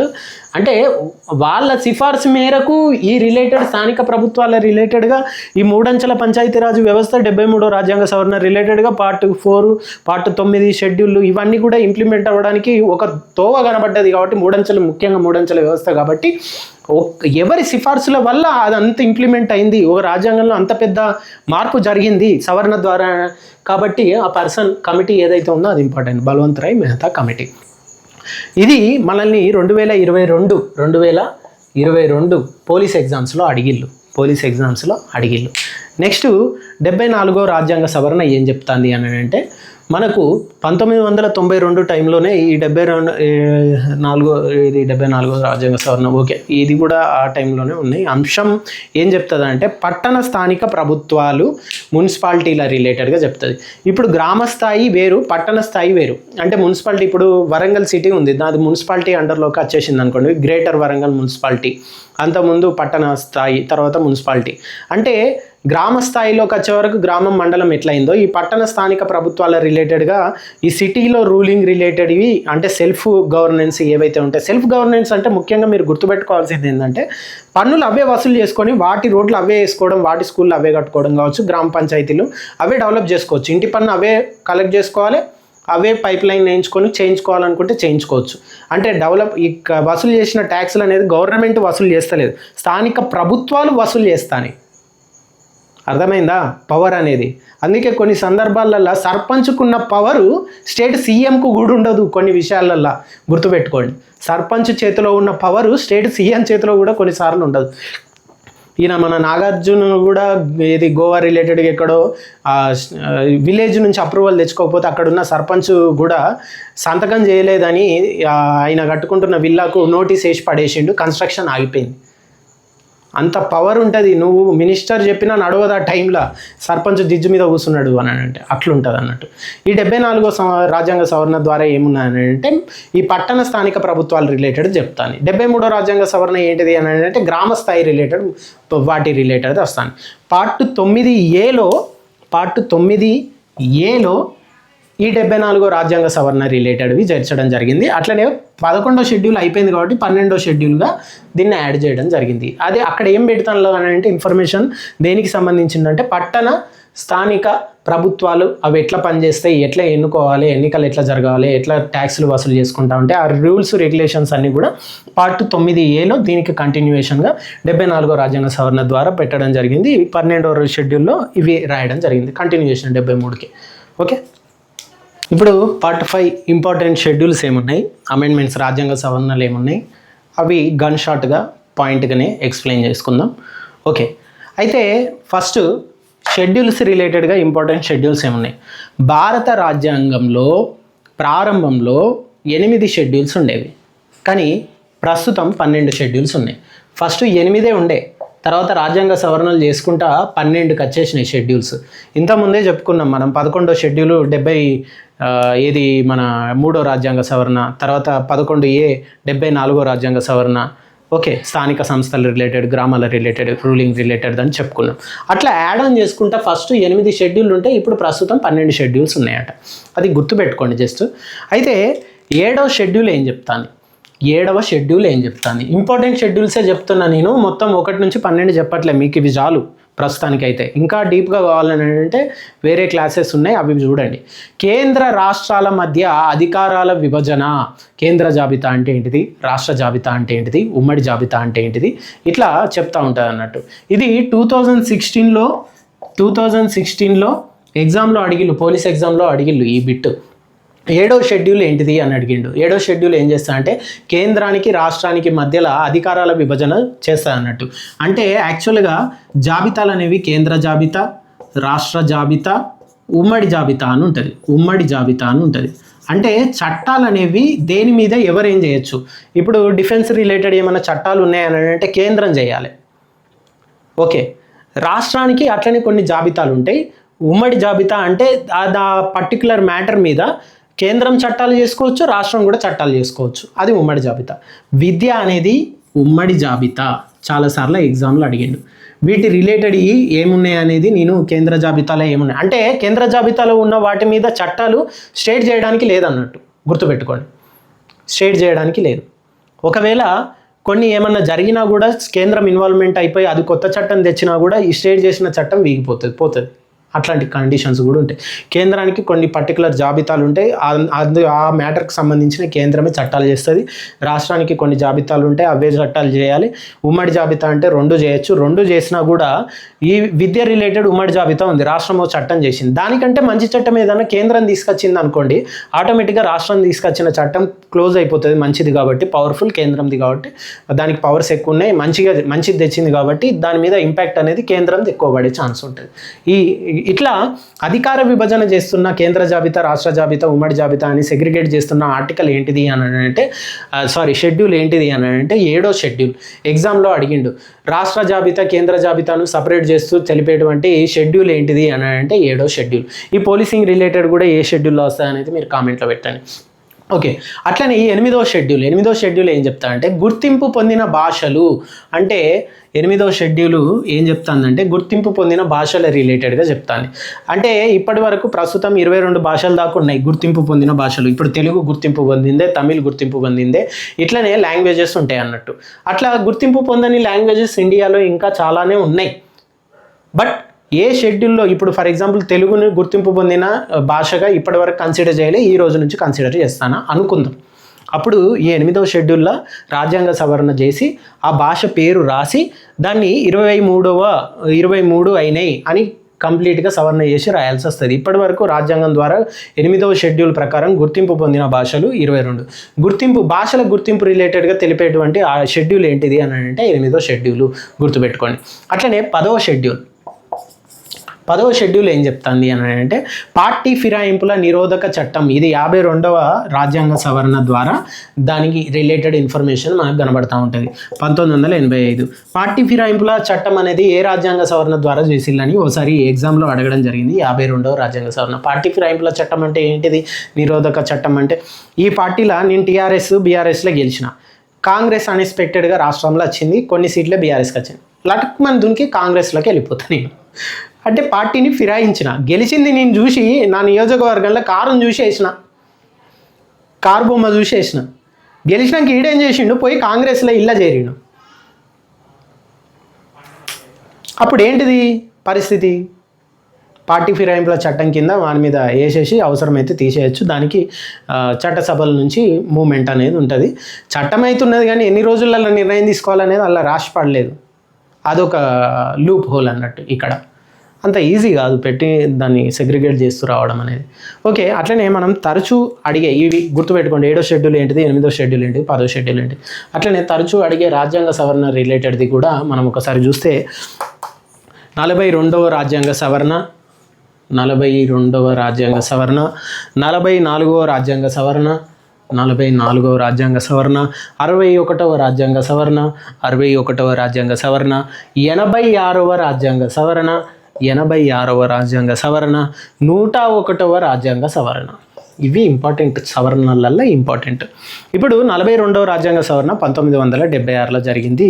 దీన్నే మినీ కాన్స్టిట్యూషన్ అని కూడా అంటామట. ఈ మినీ కాన్స్టిట్యూషన్ అని ఏ రాజ్యాంగ సవరణ అంటామని అంటే 42వ రాజ్యాంగ సవరణ అని గుర్తుపెట్టుకోండి. ఈ మధ్యలో కూడా మనం డిస్కస్ చేసేటప్పుడు 42వ రాజ్యాంగ సవరణ రిలేటెడ్ ఇన్ఫర్మేషన్ వచ్చింది. ప్రవేశిక రిలేటెడ్గా కూడా మనం మాట్లాడుకున్నాం. 44వ రాజ్యాంగ సవరణ దేనికి చేసినామంటే ఆస్తి హక్కును 44వ రాజ్యాంగం ఫండమెంటల్ రైట్స్ చెప్పేటప్పుడు చెప్పిన ఆస్తి హక్కును తీసేసి 300 ఏళ్ళ పెట్టేసినాం అని చెప్పేసిన. అంటే ప్రాథమిక హక్కు కాదు ఆస్తి హక్కు. రాజ్యాంగ సవరణ ప్రకారం ఫండమెంటల్ రైట్స్ నుంచి ఆస్తి హక్కును తొలగించేసినాం అని అడుగుతాడు. 44 రాజ్యాంగ సవరణ చాలా ఇంపార్టెంట్. అట్లనే 61వ రాజ్యాంగ సవరణ ఇది 1988లో జరిగింది. ఓటు హక్కును ఇంతకుముందే చెప్పిన ఓటు హక్కును మన 21 సంవత్సరాల నుంచి 18 సంవత్సరాలు కుదించడం జరిగింది. ఇది మన 61వ రాజ్యాంగ సవరణ. అట్లనే 86వ రాజ్యాంగ సవరణ 2002లో జరిగింది. ఇది ఏం చేసింది? 86వ రాజ్యాంగ సవరణ ఇది ఫండమెంటల్ రైట్స్ రిలేటెడ్గానే మన నిర్బంధ విద్య 6 నుంచి 14 ఏళ్ళ పిల్లలకు ప్రాథమిక విద్యను నిర్బంధ విద్యగా కేటాయించడం జరిగింది. 21లో తీసుకెళ్ళి ఏలో చేర్చడం జరిగింది. ఏది జీవించే హక్కులోనే ఇంక్లూడ్ చేయడం జరిగింది. అట్లనే 101వ రాజ్యాంగ సవరణ ఇది 2016లో జరిగింది. మోడీ గవర్నమెంట్ అండర్లో ఉన్నప్పుడు జరిగింది. చాలా చాలా ఇంపార్టెంట్. GST